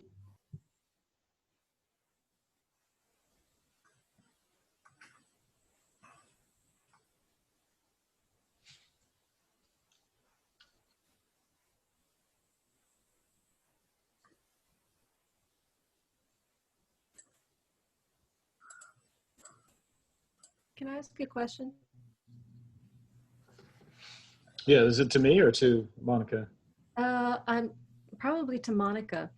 Okay. Given what was just said about potential non-members voting, do we know how many members versus non-members we have present tonight? So we did do a credentials report, Jackie. Mm-hmm. And okay, so Sorry it looked like if we I had, so we had, let's see, 4 folks that were not allowed to vote. And that was Keith, Carol, Solveig, and it looks like Rachel's still on there as PC. I think most of those guys are PCOs elect who are not Hey, and members. Monica, I sent you a text message saying that Carol Foss is a Oh, you are eligible to vote. Sorry about that. So that's down to 3. I apologize. Thanks, Chris. I misread that. So Roger, you've got that in your quiver when we need to do an audit of the votes. How come I can't vote? Are you a current PCO or did we? Depends on. No, I'm a member. I'm not a PCO. That's a Ken question. I mean, it depends on when your membership was paid, because we do have a 15-day waiting period after your membership is put in. Oh, so I forgot to pay for my membership. Yeah, that's it. That's it. Okay. You're not alone. Representative Klob is in the same boat. I thought you were going to keep that.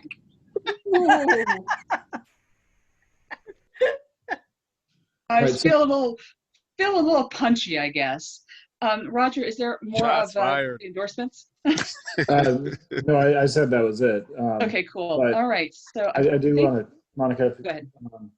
if there are only 3 potential non-members in the whole group here, if we take those 3 out of the yes column, Point of order, I would still like to have a full audit be presented. It is my right as a member of this body.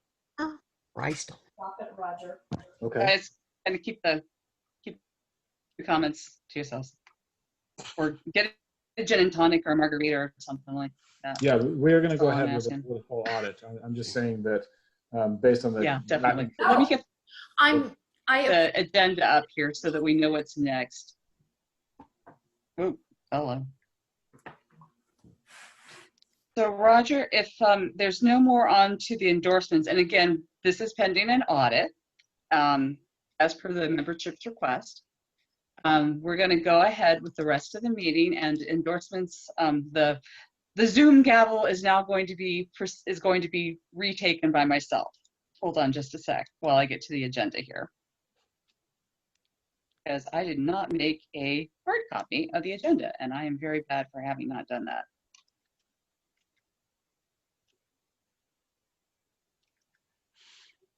Ooh, bigger. Come on, open up. All right, gang. Okay. So next up, we have resolutions. Jackie or Linda, which one of you want to speak to this? Are you okay with your connection, Jackie? None of us want to trust my connection. Linda, do you mind? Okay, Hillary, can you go ahead and pull it up onto and share your screen? Let's do the resolution against police brutality first. Well, yeah, that's going to be the tougher one, isn't it? That's the tougher one, and that one's because it's longer, and that's what I'm saying. It's tougher. And it's Let me get to it here. Police brutality. And I'm going to open up it and share and just verify that I've got the right doc up. Okay, just a sec. Is that the right one, Linda? once it shows up on my screen, I'll be able to see it. It says I am screen sharing. It just says started. There it is. All right. Okay. Scroll down. Okay. So we'll get I just to wanna the see- therefores. Yeah, I want to see the therefores. And can I have Roger or Ken kind of keep an eye on the hands and things like that? Because I've got Scrivener duty. Okay. Scroll down a little bit more. Okay, sorry. Even more? Yeah. Oh, we got a Because long one. It's a long one. It goes on to 2 pages. Right. Dang. Tell me when to stop scrolling. Okay. A little bit more. Okay. Oh, wait until the end, right? Right. Holy Okay. crap. Fine. Sorry. I do want to ask the maker of the motion if this is the correct version. And that's Tyler. Tyler. So I make sure he's unmuted. Let me just take a quick peek here. I also printed out the one that we have on the website. So I have one right in front of me. I think it is, but I just want a second set of eyes since it's a very. Oh, yeah. Yeah. Okay, I don't see anything screaming out as different from the last I'd seen us discussing it. Alrighty. Typically, we read all of the therefores. I'm going to read one section, then I'm going to ask Tyler to read the second section, and then I'll read the third section, basically because it's a mouthful, and it's only the therefores that we're going to read. So if you'll scroll up. Yep. Hey, Linda, question. Are we allowed to do maybe just one section at a time as far as, editing and then saying this is okay? Somebody can make a motion to divide the question, and we could do it one section at a time. Well, I'd entertain a motion for that. Because I'm the chair, I don't really make motions at this point. Is there anybody in chat, Roger, anybody who's saying that they would like to divide the question? Because we've got 4 sections of this that we need to go through. And you're muted here. Hang on. I'm not seeing anybody. Okay. Did you get to read the whole I thing? will start reading. Therefore be it resolved that the First District Democrats urges lawmakers to implement the following policies, among others, going forward. Demilitarize our nation's police department. Require the state attorney general within each state to oversee all prosecution of police at all levels. Require that police union contracts must be negotiated in a way that prevents the purging of misconduct records, and reinstatement of fired officers. Establish predictive policing on the police to collect and use data on use of force, complaints, and lawsuits to identify the officers most likely to cause harm and prevent future incidents from happening. Invest in alternatives to police for crime prevention, similar to the mental health first responders in Eugene, Oregon. Utilize the Department of Justice to investigate police departments with questionable practices or a record of violence or crimes against the people they were hired to serve. Mandate that police officers must have their badge numbers prominently displayed at all times. Mandate the use of body cams on all law enforcement officers, local police, state troopers, FBI, ICE, National Guard, etc., that cannot be turned off, and require that all footage be made available for public inspection while ensuring individual privacy. Mandate the hiring of police officers from the residents of the community they serve. Compile a national database of disciplined police officers, that should have said which will compile, that's not, that needs a Scribner's error. Note that it needs a Scribner's. Where's that? Mandate a what? Compile a national database of disciplined police officers will be compiles. Oh, gotcha. Gotcha, go ahead. So that a member of public, a future employee, or both may inquire into the record of specific officers. Utilize nonviolent methods for controlling peaceful crowds. The use of rubber bullets, pepper ball, paint canisters, flashbangs, and tear gas against unarmed, nonviolent people will not be, okay, you scrolled. I know I did. Not be tolerated. I apologize. Prohibit the practice of weapons pointed directly at any person during peaceful protest. Respect the freedom of the press so that the press are not hindered from peacefully covering any incident in any way. Require that police officers not interfere with the ability of approved public health workers from providing medical assistance to protesters. Assure public accountability, freedom of speech, and freedom of the press by prohibiting officers from preventing any person from recording any police action. Hold officers involved in a fatal encounter to the same law and accountability as any other person, including suspension, charged, and held in custody. The criteria to be utilized would be the same as that for any civilian suspect committing the alleged crime, whether murder, physical or sexual assault, accessory to a crime, etc., pending investigation. Okay, I'm going to scroll down to that second page, Linda. Okay, thank you. All those reading. Okay. Require a database of arrest history, violence, and complaints, such as for unwarranted stops, to be monitored and trigger investigations of those offers found to target persons of color. And lastly, in that one, establish policies to ensure that no police officer will initiate or escalate tensions or violence at protests. And Tyler, your turn.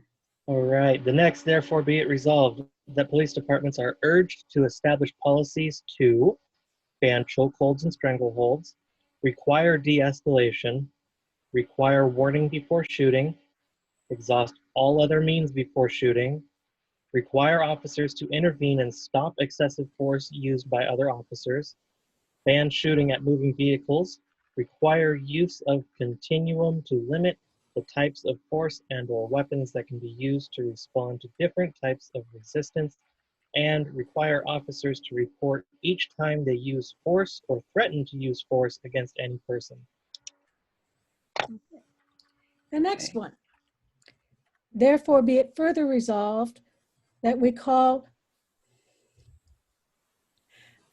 all law enforcement entities to establish and implement policies to end racial profiling and the disproportionately high imprisonment of people of color.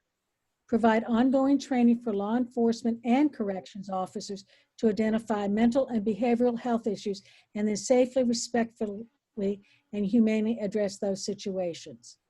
Provide ongoing training on anti-racism, anti-bias, and diversity for all employees in the criminal legal system. And utilize healthcare professionals or trained social workers to be called in to help police de-escalate situations involving mental health crises. And question. For the legal system, after providing ongoing training, just a Scrivener's question, but I have to put an and after legal system? Yes. Okay, And you need Right. to put it in the three of them before that too. okay, No, we're not, because, no, you don't. yeah. Oh, so that doesn't need to be there. That doesn't need to be there, sorry. No worries. Okay.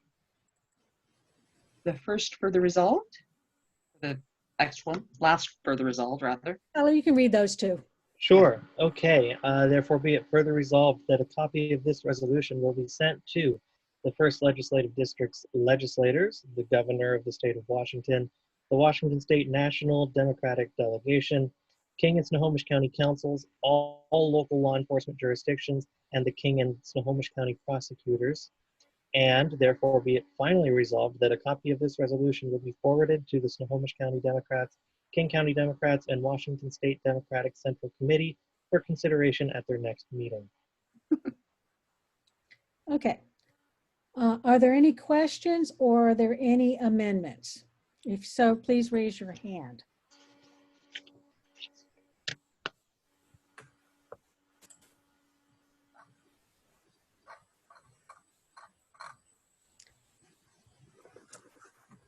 I'm not seeing anyone. Is anybody else seeing any? No. See Okay. nothing. Then let's pull up a poll and vote. Real quick, can I suggest amendments that, since I can't put the raise hand feature? Oh, sure. Oh, didn't realize Cool. you.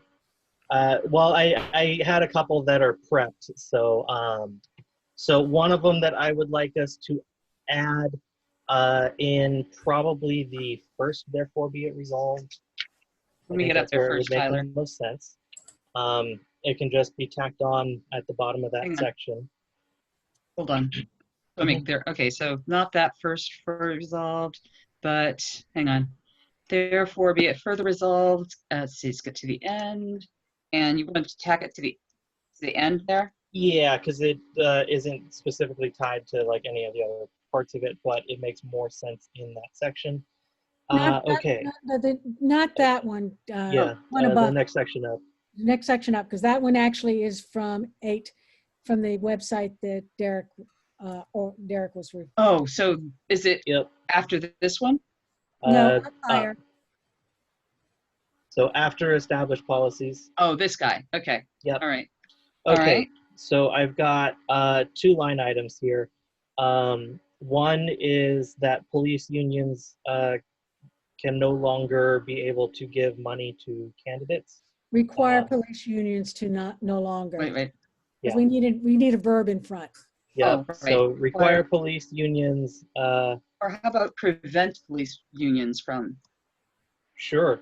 Prevent police unions from donating to political candidates Donating. / campaigns.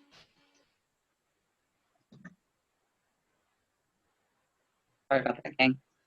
Political campaigns. And I have a question on that, but keep going. Okay, and then the second one to add would be, and I'm not sure what verb we want at the beginning, but that officers would not be allowed to be members of hate groups. What?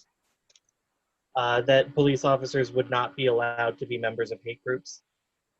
Oh. So I'm not sure what we want. for- Disallow. Disallow, okay. Yeah, because, we've seen pictures floating around of some police officers with some tattoos indicating that they're members of hate groups. Officials from being members of recognized hate groups or just hate groups? Let's do hate groups because sometimes things aren't officially recognized as one yet. Now, I had a question back to police unions. Yes. And maybe Linda can answer. Well, one of you guys can probably help me out with this one. I was thinking, for example, I don't know, do police unions take stands on, say, that sex ed legislation? They could. If you did this, then they wouldn't be able from doing that. This is funds. This doesn't say Yeah. stances and This endorsements. doesn't say that they can't endorse. It just means that they can't give money to the candidates and campaigns, partly because we've noticed that in the past, city councils that have been taking a lot of money from those police unions are less likely to act on your reforms.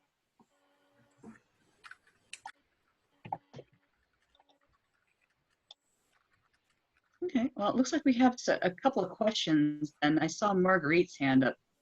Yeah, pop up Marguerite, there. yeah. I need to replace a word in that first line that you added, donating to instead of donating. Oh, thank you. All right, thanks, Ken. Okay. Okay, my concern is in the third section under provide ongoing training for law enforcement corrections officers. Hey, wait a minute. We've got a motion right now to add these 2 lines. So we're there Right. so that we need to hold off on that question until we finish with this motion to add these 2 lines. Okay, so I went ahead and highlighted the lines that we added. Okay. And So there's a motion to approve or yeah, there's a to motion amend those. to amend them. Do we have a second to that motion that Tyler made? Kathy can second it. Okay. I have a question. Okay. Chris? Yeah, I'm just concerned about the prevention part of it, because having been a public employee and a member of a union as a teacher, what is going to keep them to expand this so that any public employee union cannot endorse or contribute to candidates? Okay. That's a speaker. What's the difference? Okay, that's a speaker against. Do we have a speaker for? Oh, that was a question. Okay. If you'd like, I can offer an answer to that.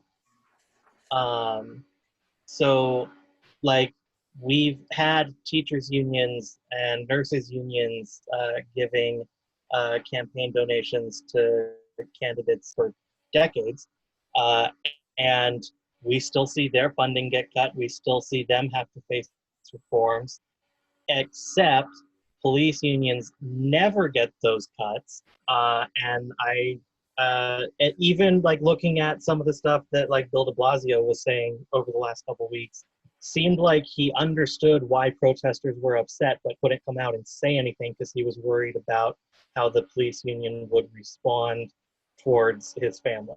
So that's where this is coming from, is like, let's just take that part out of the equation, because the elected officials have been happy to cut funding for education and medical. So, well, not everybody. Not everybody, but in general, we're still Usually the seeing people those that trends the cut. unions endorse don't cut funds. Okay. All right.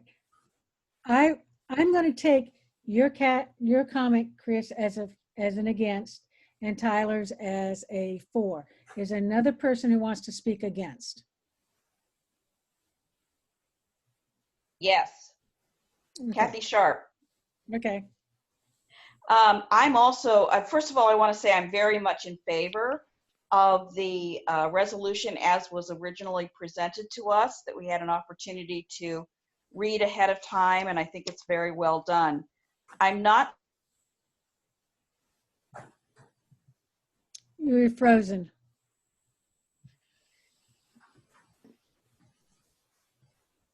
That is why I'm in opposition. There has been Republican rallying cries for years to try to stop unions from being able to donate to political campaigns, so that only their corporations can donate to, or other kinds of PACs can make major donations. I don't think we can assume that just because police unions make political contributions, that is the reason that city councilmen are not responding to police brutality. I think the reason they're not responding is because of the general public, and because of the swept up fear of the actual inciting to fear about people in their own neighborhoods. So because we cannot prove a correlation there, I think it's a very dangerous thing to single out a union and say they cannot give to political candidates. That just seems wrong and undemocratic to me. Marguerite Decker has her hand raised. Are you speaking? I also see your hand, Hillary. Has her hand raised. Are you speaking for or against? Oh, I could speak against if nobody else wants to. Okay, so I'm asking for a speaker who's speaking for. So Hillary, are you speaking for?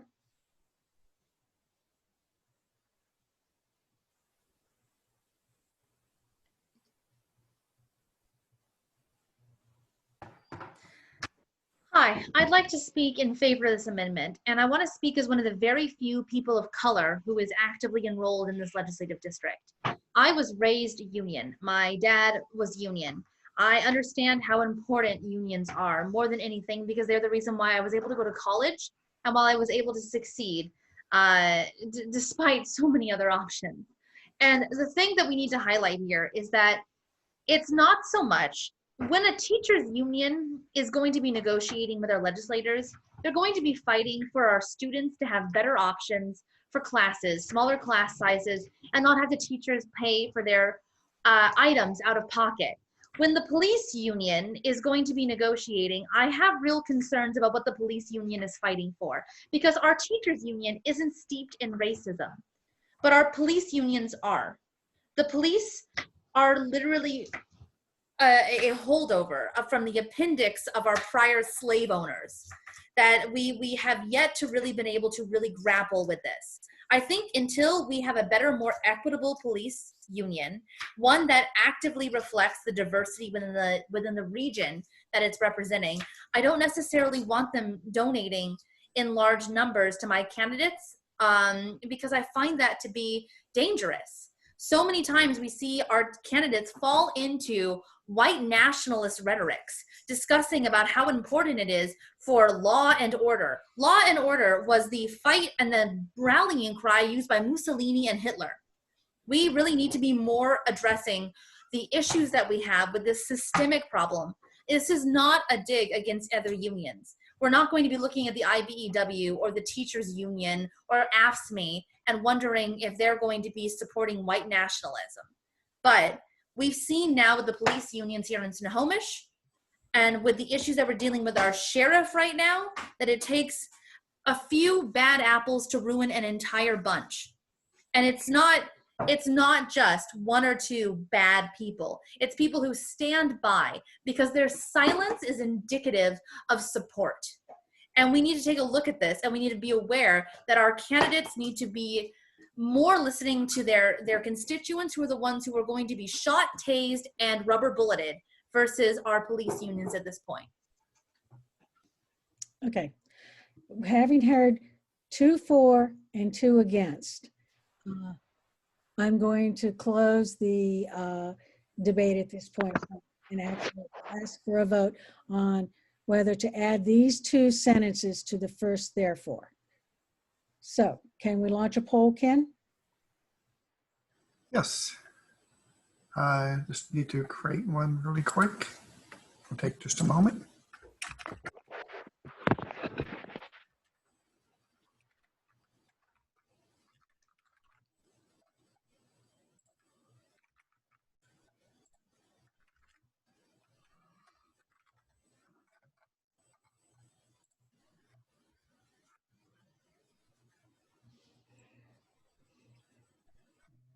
Save.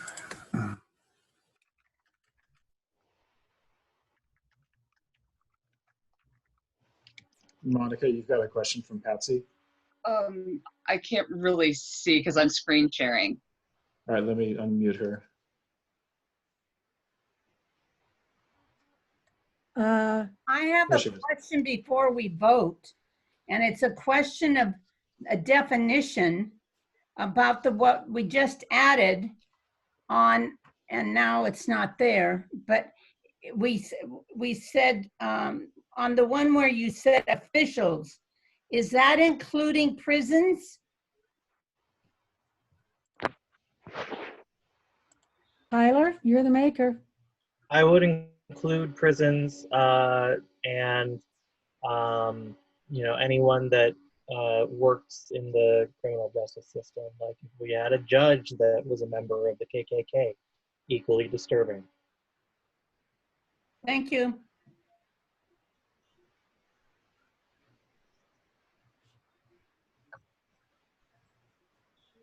Okay, go back Are to we the voting poll. now?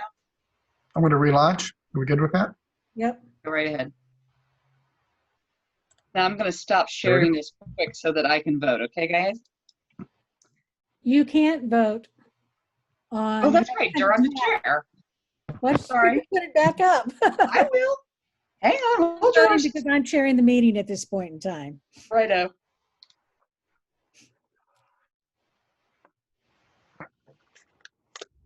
Got so into my Scrivener roll rather.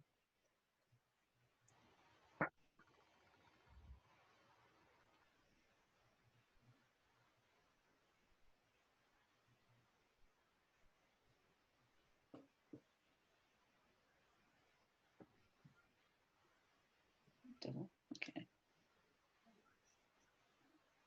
Keep that.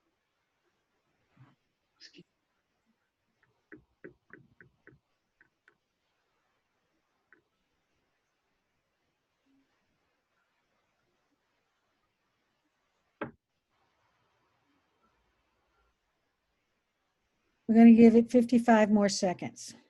Okay.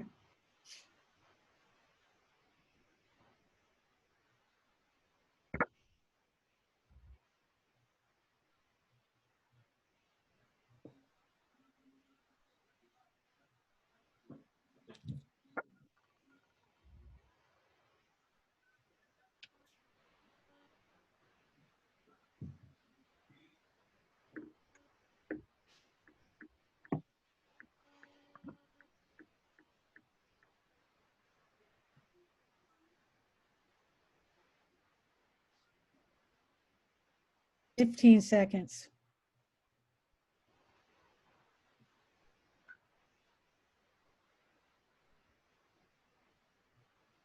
4 seconds. You can close the poll. Sounds good. Okay. In the chat, we have 2 yes votes plus mine, which make it 3, and 1 no vote. Okay. So that means it passes 22 to 12.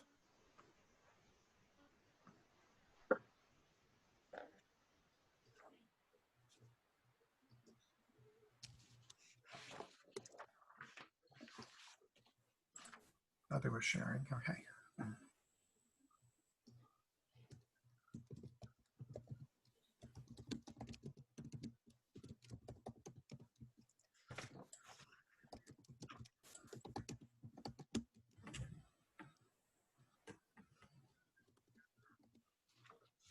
Okay. Is there any further discussion? Monica, can you please reshare?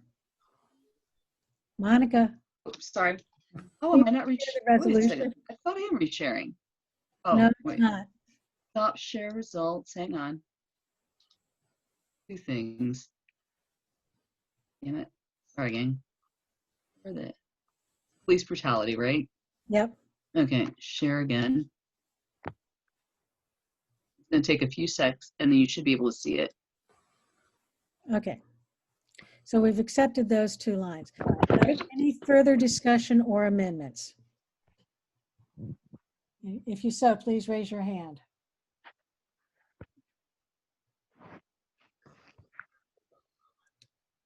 I'm not seeing, Margaret Decker. So are we discussing anything on here or? We're discussing anything. Okay, so what I wanted to bring up was in the 3rd section, the second comment, the second line about police being trained on mental health and behavioral and then being able to respectfully and humanely address those situations. I think that's asking too much of police. I don't think they're capable really doing that, even with training, unless they go and get master's degrees. But they, at this point, we don't have a master's level police force. So are you making a motion? No, I don't know what to do about it because I think they should be trained. So if anybody who agrees with me has any better way to say it, maybe just put in the training. But really, I think that these issues need to be triaged to social work and healthcare professionals.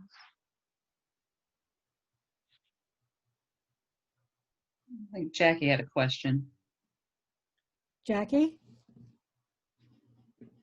Yes, in terms of Marguerite's concern, perhaps if we change the second half of that with respect to asking officers to address those situations, perhaps to refer those situations instead of acting upon the individuals. So are you saying, so are you making a motion to say, and refer these, and refer instead of respectfully and humanely address? Yes. So okay. It would be identify mental and behavioral health issues and refer them to the appropriate healthcare agencies. Is there a second? So you're striking respectfully and humanely address these situations. Correct. Okay. I second. Okay. We have a second. Is there a discussion? If so, raise your hand on that amendment.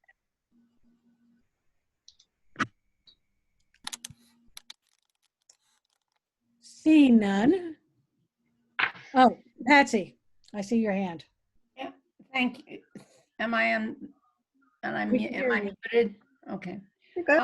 My concern is the way this, and it's the wording.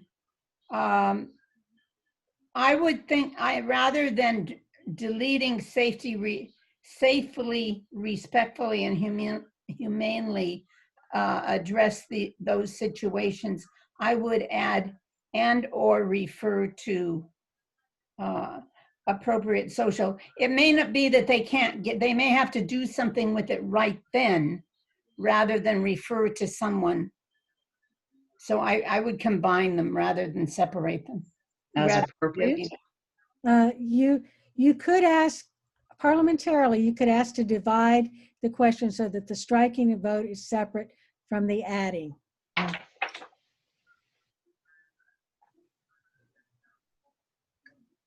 I can't do that for you. Would you restate it, Linda? I said you could ask to have the striking vote and the divided from the adding the additional language, so that the striking would be a separate vote from adding the additional language. I so move. Is there a second? I'll second. Okay. Okay, is there, okay, so we're going to first deal with the and safely, respectfully, and humanely address these situations first. So, is there any discussion, any person who wants to speak against striking that section of the resolution?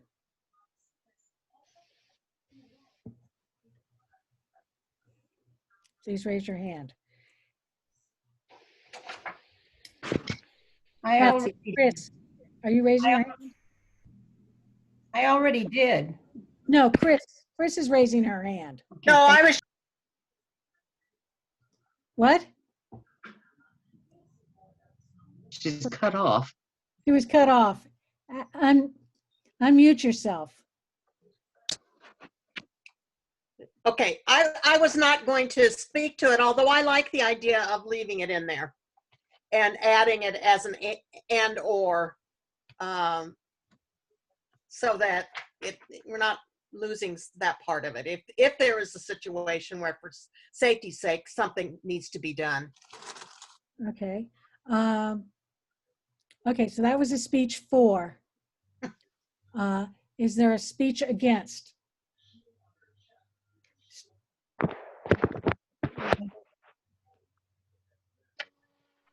So that was, yours was against, a speech for removing that language. No, it was not. Okay, yours was a speech for retaining the language. Correct. Looking for a speech for removing the language. Not seen anybody's hands raised. And unfortunately, I can't see everybody's picture. Like Marguerite has another question. Oh, okay. I just was going to speak for removing it unless, that's irrelevant. We did that already. No, we had somebody who spoke. We had somebody speak after the motion was made. We had somebody speak against against it. We now need somebody to speak for removing it. And Marguerite wants to speak for removing? Removing it. Yes, Okay. I just think it's just the same. Okay, this is Marguerite. And I just think that is wishful thinking. And I think it's the same kind of thing where, we're just like, please, will you please act safely, respectfully, and humanely? I think it's beyond requesting that of them. I think they're beyond as a group. I'm sure there's individuals who are very capable, but as a group to give them that responsibility, I don't think they're capable of it, even with training. I think it's gone way past that, maybe because of the roots in the slavery history that they came out of. So that's why I think it's hopeful thinking that we're wasting our time on. Okay. We have two more speakers available. One who wants to speak for removing the language. So is there a speaker for? That's what you just did. Okay. Not seeing one, I'm going to close the discussion. Can we launch a poll, Ken, to talk about removing the language? I went ahead and relaunched it. Oh, wait. No. Got it. Got it, thanks. Oh, that's nice. Good work.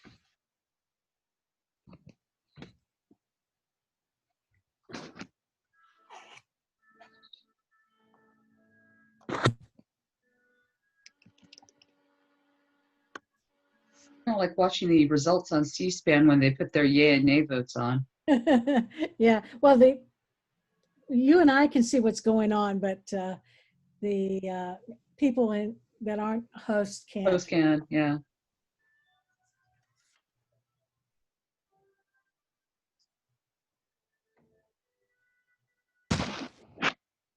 I don't see it.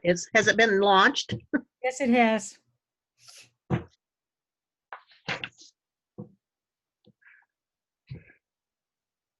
think I'm muted. You can enter that in chat if you don't see the poll in your screen. We have 1 more minute for voting left.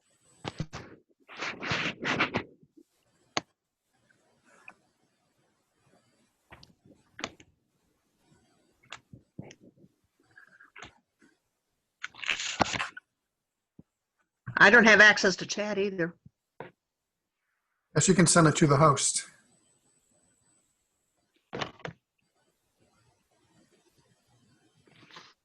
Can I just do that? Chris, are you on your phone? No, I'm on an iPad. Oh.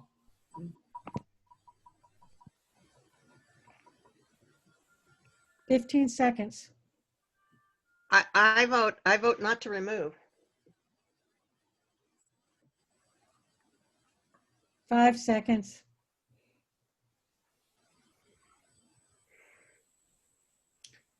You can end the poll. Okay. Motion fails. There. No. Yeah, for the chat, we have time. We have 2 no's and 1 yes. Okay, so 18 no's to 12 yeses to strike. Okay. So this actually stays in. Stays in. I will fix that. Okay.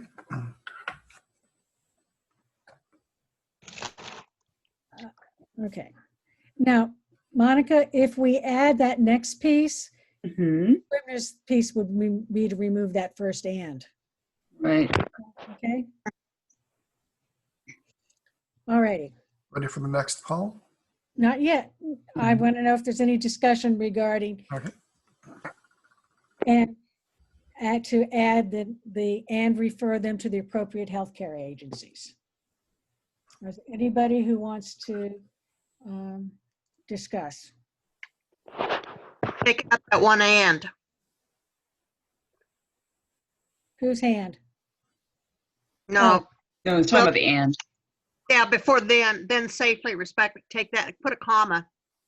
Oh, right. Gotcha. Issues, comma, right? Yes. Then safely, respectfully, humanely. Ah, okay. Gotcha. Thank you. Sorry about that, Chris. Sorry about that, Linda. And or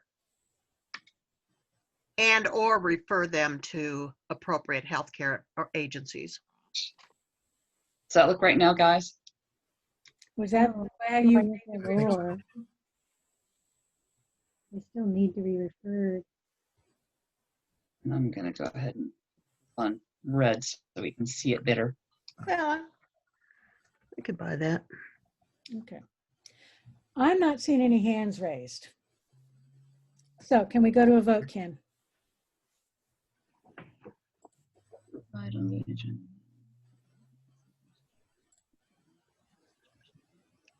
Okay, that reads right now.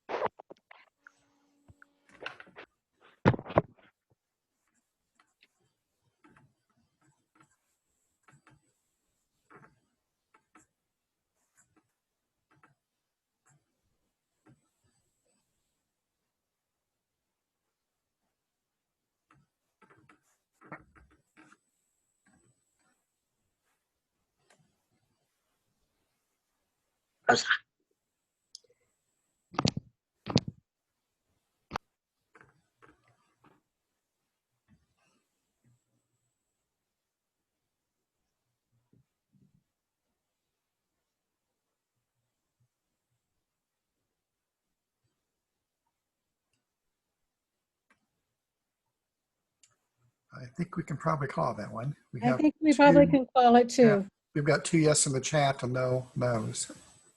I'll fix that. So we've got 26-1. And then we'll, okay.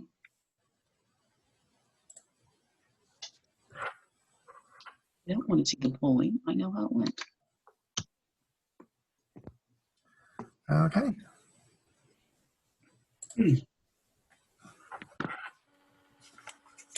Further edits, if any there be.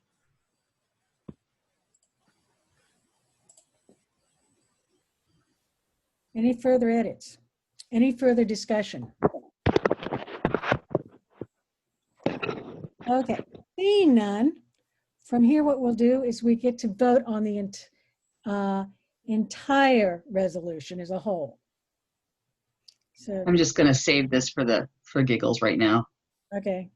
It's starting to rain, and I didn't want to lose the connection. That would really tick me off.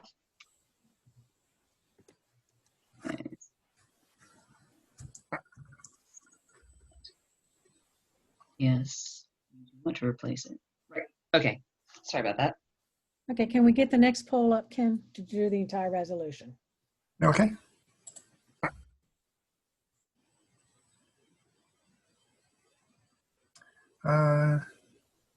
There we go. Approve resolution against police brutality. Launch poll. Nice.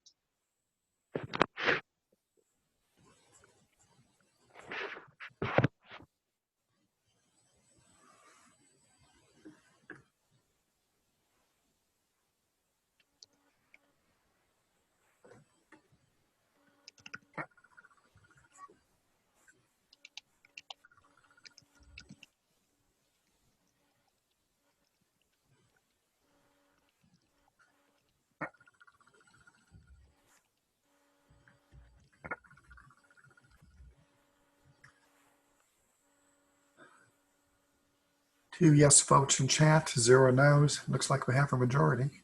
Yep. Okay, so we have, I'm gonna let go up to 1 minute and then close it. We just had another vote. Okay, you can close it. And 3 yes in the chat, so, okay. So we have 30. Do you have any no's in the chat? None. Okay, so one. we Oh, sorry. vote of 30 to 1.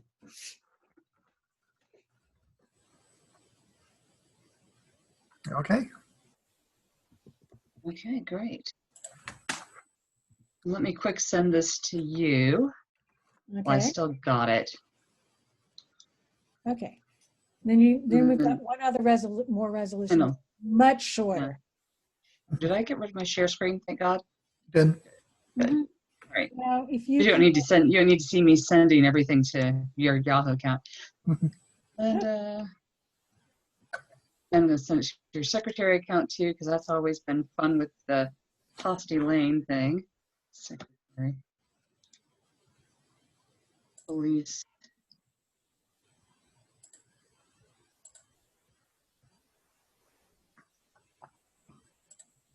That's in a sec. You guys want to speak to this Black Lives Matter thing while I'm working on this other? I'm going to ask Tyler, the maker, to speak about what it's about. But then we do need it up so we can read the therefores. Yeah.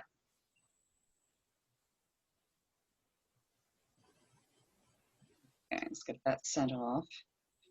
And Just a quick note while we're waiting for that. We had 3 people pay membership dues during the meeting tonight. Good. including Representative Kloba. Let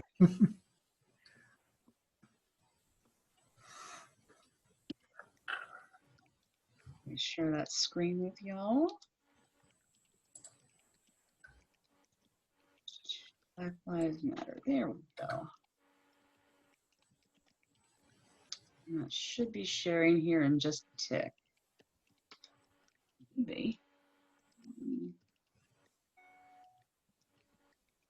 Telling me that the page is unresponsive. Oh, that's. Ah. Come on. Screen sharing. No. I want you to show. Try that again. Oh, I'm going to do it again. It was up. I apologize. There. Try that again. Okay. Do you see it now? It's there. We do now. Okay. And then let's. This is a lot shorter, gang. So Much this should be shorter. able to. And There it there is. we go. I will go ahead and read it, and then I will have Tyler speak in regards to it, since he was the maker.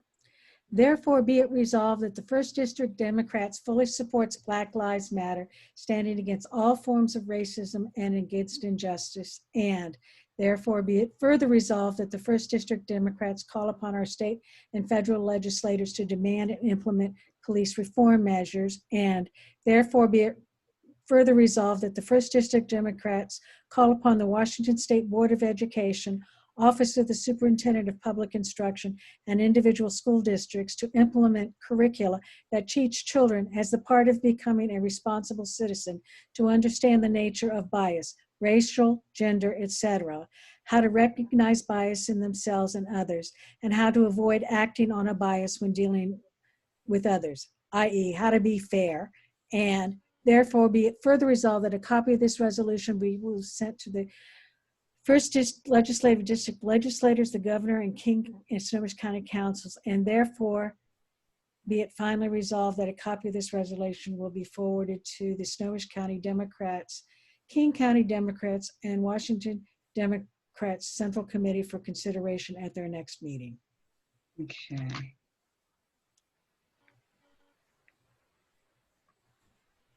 And I had a little quick question to Tyler as the drafter of this.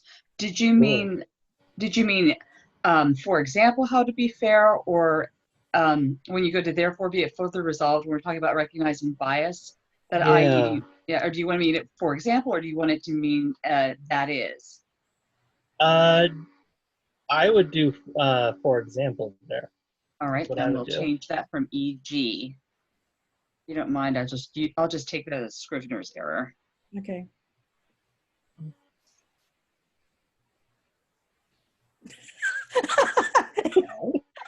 Oh, I'll fix that. Yeah, it's being persnickety. And I think I'm going to put that in parens to make it a little bit more legible. Jackie has a question. Jackie. Actually, I think Linda actually was a large author of that portion, and my understanding was that it was avoid acting on a bias when dealing with others. In other words, how to be fair. That's exactly what I had intended when I made that edit. Okay. Should we just put it in plain language that way? Yes. Sure. Yes. That seems reasonable. Okay. And I would be willing to accept a motion from someone to add in that first, in the therefore be it further resolved that copies be sent to the Board of Education, the Office Superintendent of Public Instruction, and the local school districts. I can't make the motion as the chair. How is that different from individual school districts? It calls upon, it doesn't say, the next one down says where's where we send the resolution. Gotcha. Not sending it to the resolution to them at this point in time. Gotcha. Okay. I'll make that motion. I'll second. Okay. Is there any discussion on that motion?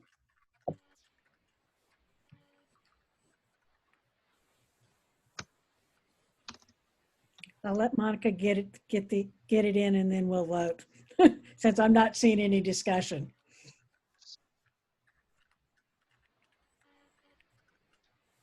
And I'll just put that in red so we know what we're looking at.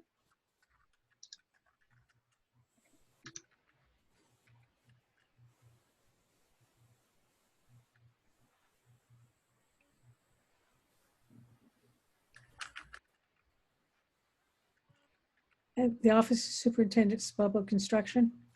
And Oh, does that need to be in there as well? yeah. Just Okay. just copy and paste it from the bottom one and pull it up. Right, right. So I'm just trying to figure out one Board of Education. Okay, so this guy, Washington State Board of Education. There we go. We'll do it. There you go. Okay. Washington State Board of da-da-da-da. And we'll do this. There we go. Okay. Any discussion on adding this? I'm not seeing any hands raised. So that we don't have to pull a poll up, is there anybody that has objection to adding this? If so, please raise your hand. Seeing none, I'm consider that as Approving the resolution. approving the resolution. The amendment to the resolution. As amended. Resolution, yes. Not the resolution itself. We haven't voted on the resolution itself. Oh, cracky. All right, let's go back. Sorry, I was so eager about that. Okay. Now we're back to the entire resolution. Is there any further discussion? Any further discussion? Any further discussion? I don't see anybody hands raised. Again, I'm going to ask the same question. Is there any objection to passing this resolution As amended. as amended? I don't see anybody hands raised.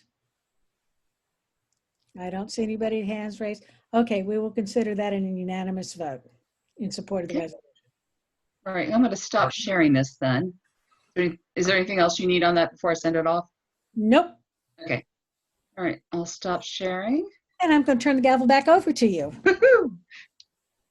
All right, let me quick save this locally so that I've got it. Because I'm always paranoid about stuff I like have a that. hand up. Yes. Jackie has her hand up. I just wanted to make a quick shout out to Tyler. He's Yeah. done some excellent work putting these resolutions together. He is to be applauded. So thanks, Tyler. Great. Okay, great. All right, so next up, I'm going to go back to our agenda. I want to do, let's see, do we still have a quorum, first of all? Looks like we do, don't we? 33. We have 33 here, of which 3 are not. Okay. Okay, I would like maybe 2-3 minutes max, kind of do a state convention update. I know it's kind of cursory, but we are kind of running a little late here. And I want to make sure that Kathy has a chance at least to, she has a question to ask us for some postcard disbursements.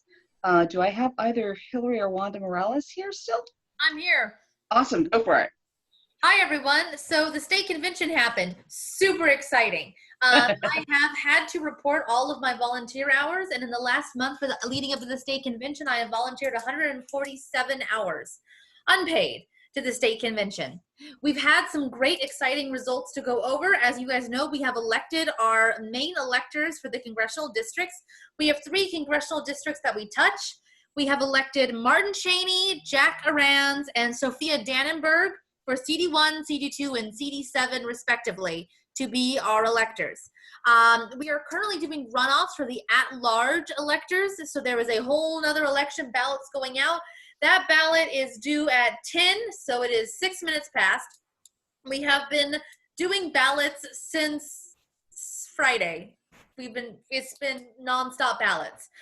Going back to it, we have elected our PLEOs at the state level to be national delegates. They are Jermaine Zalim, Bob Hasagawa, Karen Chase, Joe Nguyen, Shasti Conrad, Lisa Smith, Deborah Linkoff, Javier Valdez, Marco Elias, Deborah Entman, Rob Dembowski, and Deborah Juarez. Now then, looking at our delegations from CD1, we had for Biden, Earl Gray, Himani Naresh, and Satpal Sidhu were elected to be national delegates. At the Bernie level, we have Varisha Khan, John Culver, and Rachel Kay. From CD2, we had Sharon Abro, Charles Adkins, and Yadi T. And then Jermaine Cornegie, Albert Ondo, and Connor Vracao. I don't have the CD7 as they're a very small portion of here, so I wasn't necessarily expecting to have to report on them. But as you guys may be aware, those are our national delegates who have been elected to represent their congressional districts, the party leaders and elected officials, and at-larges. We are finishing up the last election, so I don't have the final numbers for you, but they should be figured out by morning tomorrow. Large shout out goes to the man who has been organizing all of this, Drew Eastip, who has been doing a phenomenal job handling all of these questions, handling all the ballots, and otherwise getting involved. On a more personal level, shout out to Lori Bendix, who let me have my state convention at her house because she has a better selection of wine. And we also had our very first digital state convention. There are some feedbacks that I've been able to pass along to Brian Kesterberg and Drew Eastip regarding some concerns people had about not having more dynamic abilities to challenge the ruling of the chair or otherwise speak. But I think given the limitations that we had at the state convention level, this was as good as we could have gotten with the limitations that we were forced under. That said, another thing that we want to talk about at the state executive board level is we've been thinking about how these balloting structures are going to be very important because there was a high likelihood that LPOs, so local party officials and local party organizations, will be unable to meet for reorganization during COVID. So we will hopefully be able to work with the state party in the balloting procedures that they have to help our local party organizations be able to elect their next door leaders of the organizations when we might not be able to meet in person. That is what we have from the state party. It has been a very exciting time. I am very excited for these national delegates who have gone on As a former national delegate myself, I cannot wait for them to have the experience of riding 2 hours each way to Milwaukee. Congratulations to our lovely elected officials and party delegates. So thank And you. Hillary, can you please send me that list that you just read? Because I could not type that fast. So it has been, like I said, it's been an exciting list. We finally got them all finalized. We'll have one last round. So Linda, I'll get them to you once we finish up our at-larges. Okay. In the morning, we should have our full list ready for who represents the first legislative district. Okay. And I actually want to thank you all for that. Also, everybody who voted in support of that minority plank that regarding asking the state attorney general to handle all allegations of excessive force. We did. We had a lot of votes regarding the minority planks. A huge shout out goes out to our platform committee who has put together a lot of good work. I was honestly thrilled to see some of the minority reports upheld because of the issues that they were really facing. I felt like it was very good that they went before the body. I think most of them did, if I'm not mistaken. All I of them remember passed. One except one. just one. Okay. Yeah. All right. No, I thought it was a bylaws, a charter amendment that didn't pass. Everything else passed. Yeah, that was a charter amendment. You're right. Yeah, all of the minority reports passed. Yeah, so if anybody has any questions, please feel free to reach out to me. I am your CD1 representative on the executive board as well as your state committee member for the First LD, and I've been working with Philip on all these issues. So just let me know if you need anything else. Cheers. Great. All right. It looks like we still have, let's see, 31 participants. I guess we're still at quorum. I am going to take chair's prerogative and bump up, let me see, where are you, Kathy? Kathy has been very diligent in trying to get us a good virtual campaign going, and she has a proposal for the body. And I was wondering if, Ken, you might want to get us that budget again so we can take a look at it when she's talking. You want me to go now? Yeah, go ahead. Okay. So this is my statement to the membership. So thank you guys for hanging in on a really substantive, long meeting, but really substantive. We've been in quarantine for 4 months. Many feel isolated and hopeless. The murder of George Floyd triggered an outpouring of people in the streets sharing their pain, rage, and assistance to make change. The First LD needs to let our voters know that we are there for them, we're fighting for them, and we're going to do everything we can to turn this around. Voting is our best hope. So PCOs and members are the link between the voters and the candidate. Ordinarily, we would be knocking doors and handing out flyers. The only direct voter contact we've been able to do safely is using the phone and online communication. We need to provide more tools for our PCOs to engage voters. I'm proposing 2 postcard mailings, one for the primary and one for the general election. I'm still in the process of refining the quotes to get the best union printer and mailing house. The total cost of these 2 runs of 10,000 is $55.76. And I believe we have budgeted, and Ken might put that up there, but 2,300, leaving about 3276 to raise. And my proposal is to ask if we could have a delegated amount of money that members could fund. I think some people have more money than they have the ability to walk even in the best of times. So the postcard is going to be based, there's some strategy here, you guys. There's been a lot of work to clean up the data, to have a targeted group of voters. They're not our frequent 4 out of 4 voters who vote every election or our strong Democrats. They're going to get that ballot when it drops July 17th for the primary due August 4th. And they're going to fill it out. They don't need any money spent on them. It would be nice if we had a call to them to see if they had questions about candidates or and just thank them for voting. But that is a group that we're not going to spend money. The money is spent on new people that voted in the primary that have been identified by the coordinated campaign.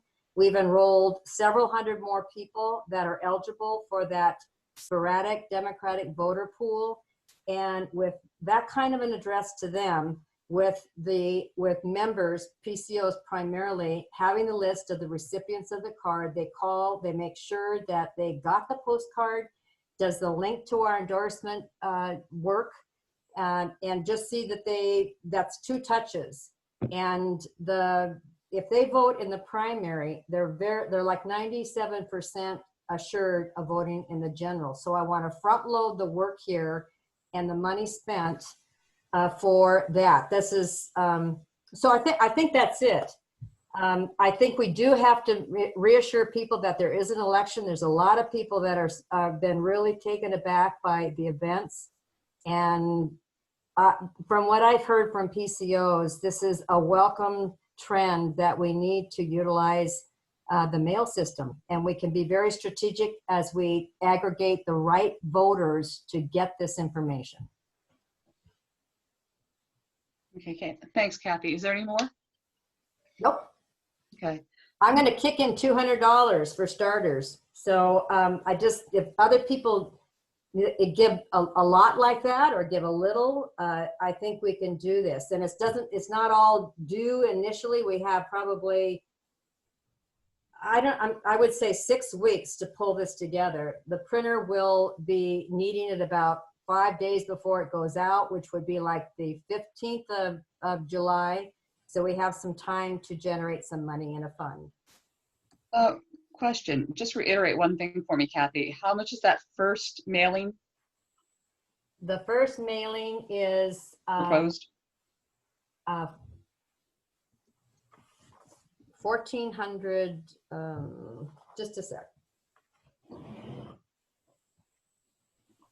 I apologize. This is really, so 1,440 for the actual printing of the full run of 20,000. So each mailing is a 10,000 number. And so 1,410, 583. And it's a little iffy about the postage, but if they're 15 cents a piece, that would be $1,500. The grand total for the first one would be $2,083. How are you getting postcards mailed for 15 cents? With a mailer, with an indicia. So they print one side and then the other side is black ink, inkjet with the indicia and the address. It's 26 cents otherwise. That's another mailing house.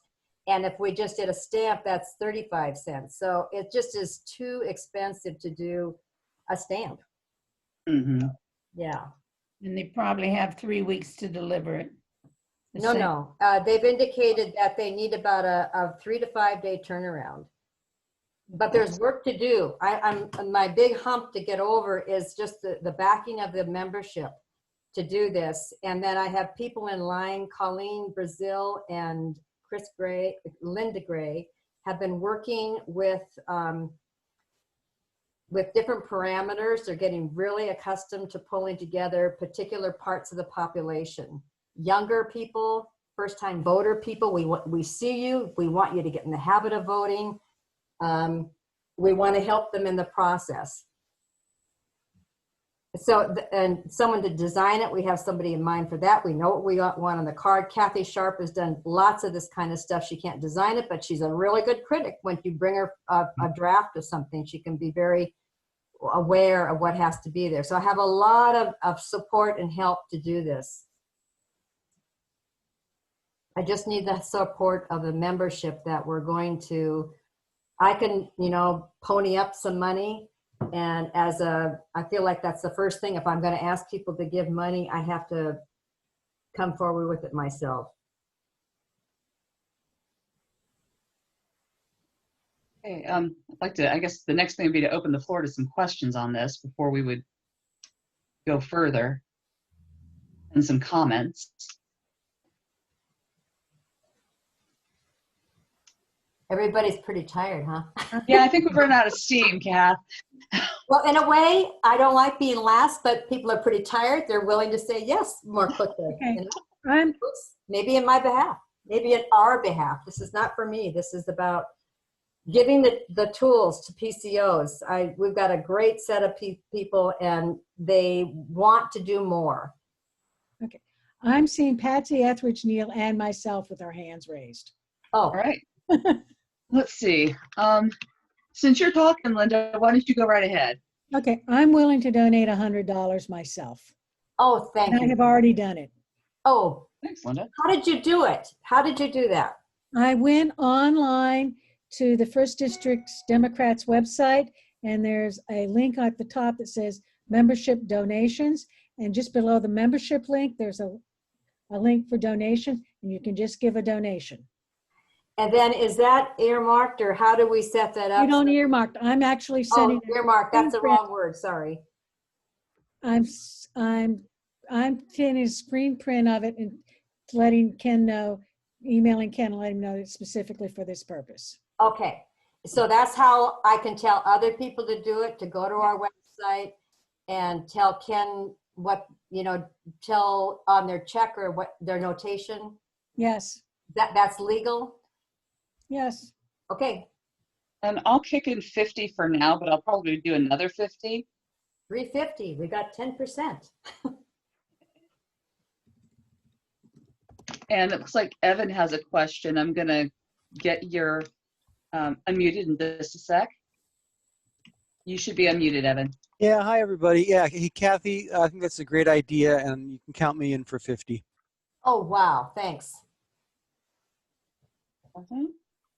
So that's 400. Patsy has her hand up. Who? Patsy. Patsy. How are you, Pats? Sorry, I got to find you first. There she is. You're unmuted, Patsy. Patsy. Do we need a motion or anything for this? If people are, she's asking for people to donate. We're not asking for additional money out of the treasuries, so I don't believe so. Okay, I'll donate 50. Yeah, thank you. I guess I don't understand, Linda. Is this something we're going to attempt to do now, right here in this body? All right, we're going to raise 300. We're going to raise $3,000 right now. No, we could vote to, I would believe, to ask for specified donations. But it would be nice to know how much we already have donated so people know that people are interested in it. Okay, so is there a motion though that has to pass to authorize us doing this? I guess is what I wanted to know. I didn't know the legality of how you ask your members to give more. Monica? Let me think. I don't need to know. If this is okay, let's carry on. We're on a roll there. Keep on coming. I think the way I'm understanding this, I mean, I'm just concerned because I think about that entire amount. I think, geez, that's a lot of money. We've got, what did you say, about 2,500 about? We got enough probably to do the first mail. We don't have enough for the second. Second. Yeah. And the second mailing, Go we'd out. already set aside 1,500 for the second mailing. Is that correct? Mm-hmm. So I guess the question is, would we have somebody to move and second and possibly vote on whether to approve this first mailing? What do you think about that as a parliamentarian? Actually, we've already got a first mailing approved. What I believe we need is a vote on increasing the amount by asking people for donations. That sounds right. So we do have. And it would be based on how much we get in donations. Mm-hmm. And I think that's very reasonable, that because this is long time out to the November. So if we just get the start, seed the pot now, and the mailing list may change for the general. We may do a different group of people, because if those people, if we can verify they voted in the primary, we'll go to a different group of 10,000. So there's lots of different avenues and layers of this that I think can work to our advantage. And I don't know if it would reduce the cost. I don't even want to forget, I even delete that from my comment about anything being less. Reverse I would delete. certainly try. Patsy has another question. What is it, Patsy? I was just going to make the motion that whatever Linda said. Okay, so what I said was that we would to increase the amount expenditures for the voter outreach by the amount of additional monies we collect from donations, specifically for this purpose. For the specific fundraiser for this. For a specific fundraiser, right. And if I've got my figures right, it looks like we've had 450 pledged in the past few minutes. I matched Kathy. Oh, I didn't realize that. Oh, thanks, Chris. Make that 650. I just did it. All right. Well, I guess my first to do is to make sure that I add that to that I give money to you guys to the cause. Okay, so that's the motion on the floor. Is there a second to that motion? I'll second it. Okay, Linda, can you repeat the motion so that we can vote on that? Okay, the motion is to increase the budget for the voter outreach by the amount of donations given specific to the voter outreach request that people donate. Okay, so that's the question. It's been moved and seconded. Next thing is a vote. Do we want to, maybe let's do a poll on this one just so we can do it. I think that would be a lot nicer. Okay. Just take a moment. So that we make sure we meet our quorum and all that fun stuff.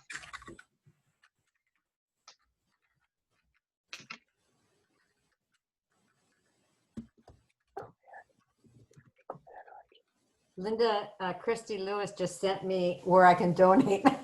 Just got to make sure I make good on what I came out of my mouth.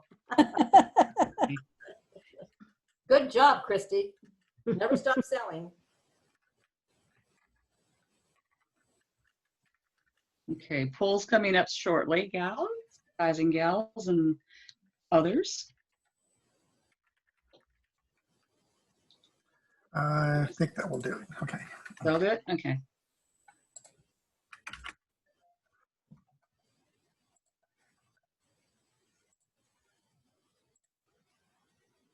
I'm not seeing the poll. Me either. Oh, here we go. I have to create it online, then I have to Increase the present budget of 2,300 by donations received. So just to be clear, the total amount that we'd have to fundraise is about 3276. Is that in conflict with this? I mean, No. that's my best. My Okay. motion is not exactly what's on the poll. My motion was to increase the amount to whatever the whatever the amount we receive. So if we receive $2,000, it would be $2,000. Got it. Yeah, it's kind of what it says is increase. Based on what we get for donations. Well, the Okay, poll is saying, $2,300 is what's in there. yeah, that's the approved budget already of what we have left. Okay. And we're going to increase that by the donations received Right. Yeah. All for right. this purpose. And right now the running total of pledges is another 650, so we're almost to 3,000. Okay, Ken, I'm making my contribution. Sounds good. I hit a 3. Back that up. It's a nice action. I mean, this is the election of our lives. I'm not going to be timid about fighting fascism. I'm going to make this fucking $300. Oh.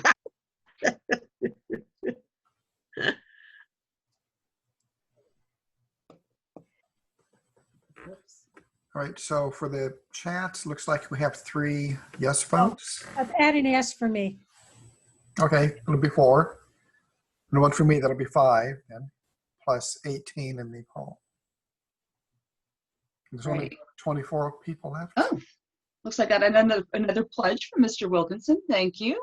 Oh, Roy. My heart beats fast for Roy. So are we calling the poll to end? I think. Well, how many do we have? Yeah, We I have think that's 29 it. We have, participants. yeah. 3 Is in that a quick- chat and 2 voice yeses, and 20 of 24 voted. So that's the 24 people. Yeah. Okay. So, online, So right? we have, how many yeses from on UCAN? 3? 3 in chat, and then plus Linda and myself, that'll be 5. Okay, 5. Okay, so it's 24 yeses and 2 nos. Okay.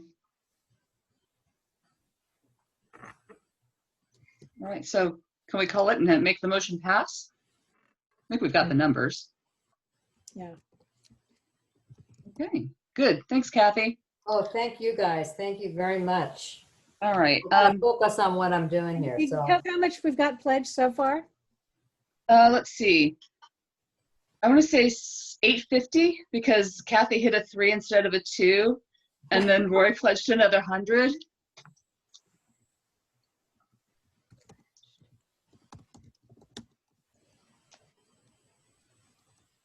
Okay.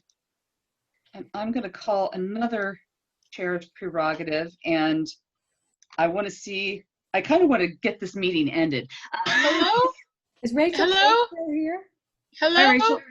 Yes, Tina, what's up? Oh, did I get in here? Well, I've been emailing or messaging, but it's not working. I would just like to make a suggestion that now the poll's not there, but could you put in the $sign and the decimal point? It's not clear. I mean, it's You'd not have to- actually clear how much money that is. We would have to poll again. We couldn't really change it in mid-poll. We all did it. We got it. We know. I understand, but everybody's so worried about what are the actual rules that, you know, that could look like $32,000. I mean, I just think it should be clear. Seems Calling for a important to me. default? I don't really care. I get it. I'm one of the people who's been addressing the postcards, so I've seen them all, Okay. or most Noted. of them. We'll Can't make that a friendly amendment. yeah. Okay. Yeah, Well- but doesn't it seem in keeping with the same way that we try to follow the, you know, the actual Sure. rules? So noted. So noted. Okay, sorry, I'll go back on mute now. I just, No. That's a very good point, Tina. I mean, Okay. it's just 4 numbers or wherever it was, it's just numbers up there without what they actually are. Okay. Let's see. Sorry. I'm just thinking about what I can eat for a snack. I'm sorry. Next thing I had was officers' reports, but we've already seen the treasurer's report. I want to know, I'll give you guys a few seconds to, if there is an officer who would like to update the group, please raise your hand, and I think you know how to unmute yourself. So that includes our YD rep, our SNOCO rep, our King County rep. I think our King County reps are, oh wait, Dave's still here. But I kind of like to give that a shout. Going once, going twice, going thrice. Okay. We did our new business. Is there, thank you, Tyler, for yielding your time. Linda, I think you're unmuted if you want to say something. Yeah. Did we deal with Rachel Kay's new business issue? That's going to actually be, and is she still here? I've got her good of the order notes. But, Looks like she has left. okay. But I do have her notes from good of the order that I shared with you for minutes, and we'll get to that when we do good of the order. Is there any old business or, excuse me, are there any further committee reports that need to be shared with the group? Going once, going twice. Okay. And then one last thing, oh wait, first, any further old business? Okay. And finally, before we get to go to the order, any new business? And I'm just seeking, and I don't see any. And yes, I'm going to take the prerogative of speaking for Rachel for good of the order. She had a few things that she wanted to share with the group. And you'll bear with me for just a sec while I get back to that. And there, Here we go. So I wanted to share this with you all so that you could see it rather while I'm reading it. And this will be available in the minutes or via Ask, and I'll send it to you. So a couple of announcements. There is a vigil for Charlena Lyles coming up on June 18th in Magnuson Park. There's a Facebook link, Facebook post pertaining to the vigil by Seattle Aid for COVID-19.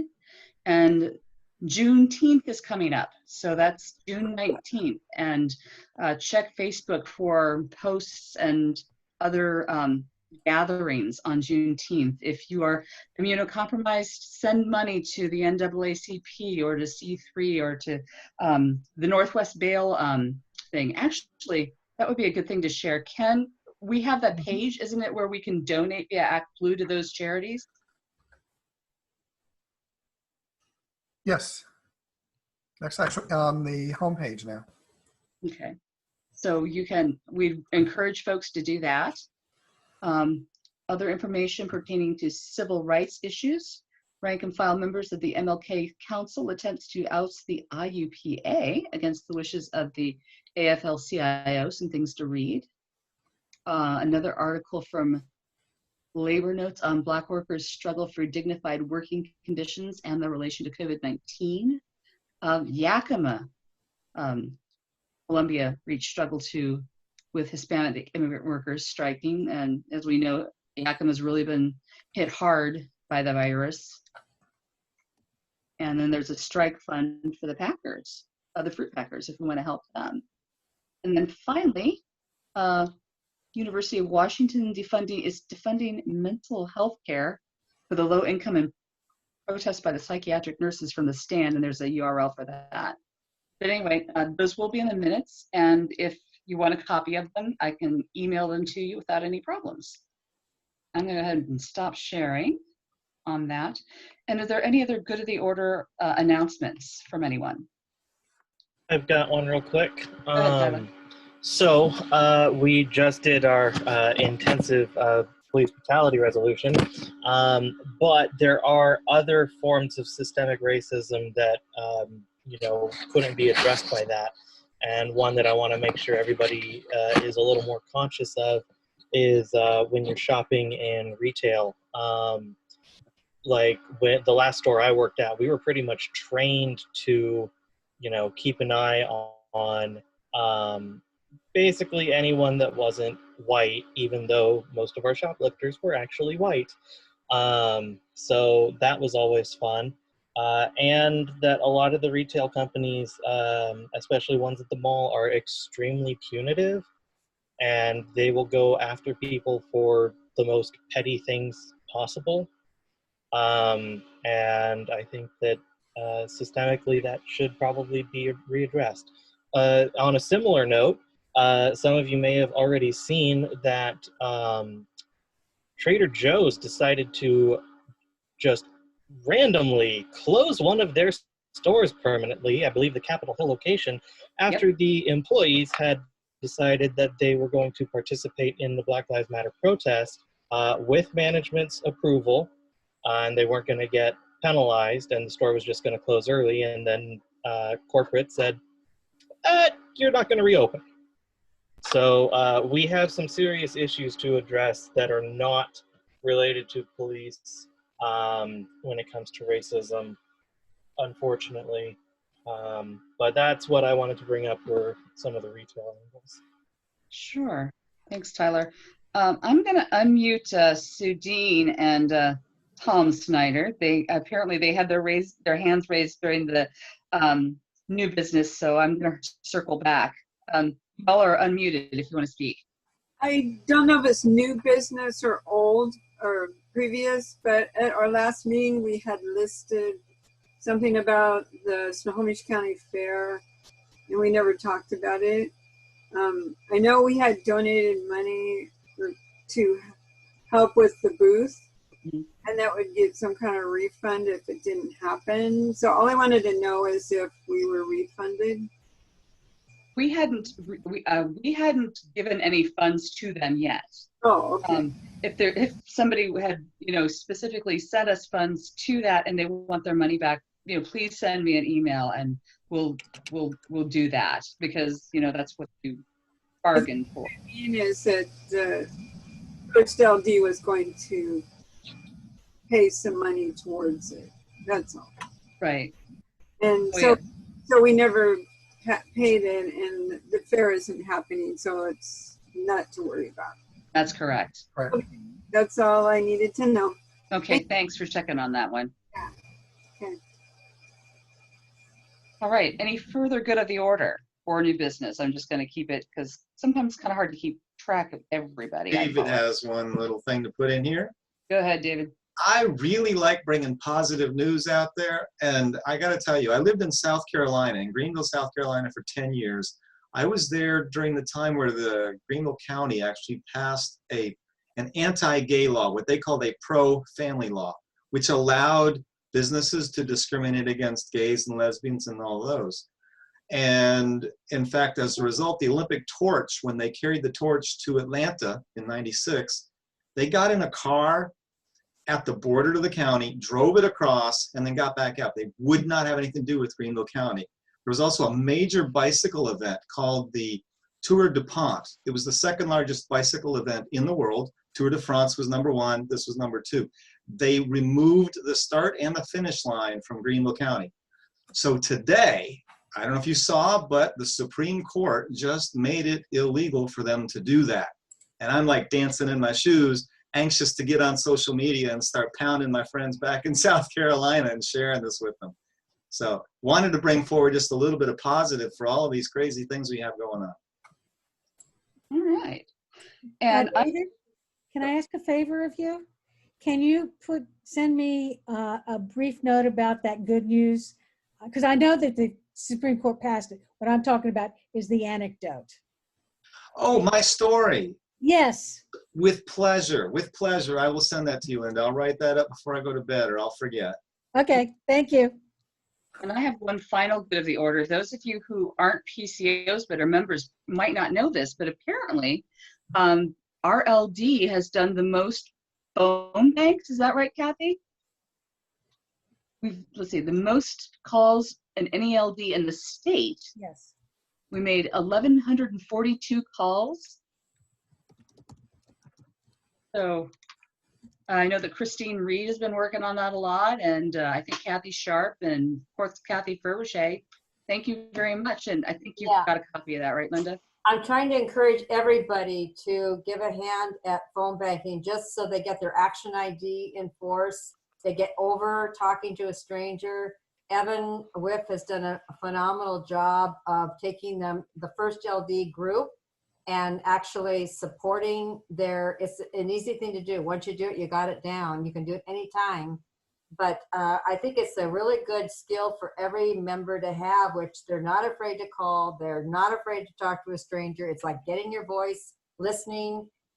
And the action ID is access into Minivan, which eventually I think we'll be back using. But at any rate, I'm opening up the invitation to the entire membership, not just PCOs. Definitely, definitely. Thanks, Kathy. Okay, any other good of the orders? One more. Go ahead. It looks like we've received $400 right now for the fund. All right, so we're halfway to the pledges. Good, good, good, good. All right, anybody else? Some other good news that I don't know if everybody would have seen, because I don't think everybody here has the various social medias, but the NFL has come out and said we were wrong to ban our players from kneeling. That was incredible. NASCAR is banning the Confederate flag. So NASCAR is officially less racist than our military, because not all of the military has removed or banned the flag yet. So I just found that to be quite entertaining on those two fronts. I think Keith had his hand up. Or did he maybe took it down? I was just doing a thumbs up. Okay, great. Sounds good. I was doing a thumbs up. So yeah, those are good things. Okay. Like we got another 50 from Karen O'Connor. Cool. Feel like I'm doing a pledge drive here. Okay, any further goods of the order or good of the orders? Once, twice. I will entertain a motion to adjourn. Do I have a second? Second. All right. Thank you, everybody. I'm just going to say that it's done. And thank you for sticking around on a Monday evening, and have a good rest of the week. And let's go get these darn Nazis. Hey, go Dems. Clark, this is David. Keith, before you leave, I wanted to just connect with you. That's no problem. That's no problem. You want to hang out later, or what you want to do? Yeah, no. Did Monica give you my phone number or my email? I don't think I did. Don't believe so.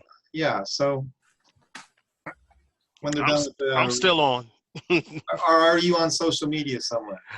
You know what? I gave that up, but I am talking. I am talking to my wife about getting back. I think I want to get back in it just to stay abreast of the social media life. Right on. We'll let them turn off the recording. Oh yeah, Ken, we're done with recording. It is getting there.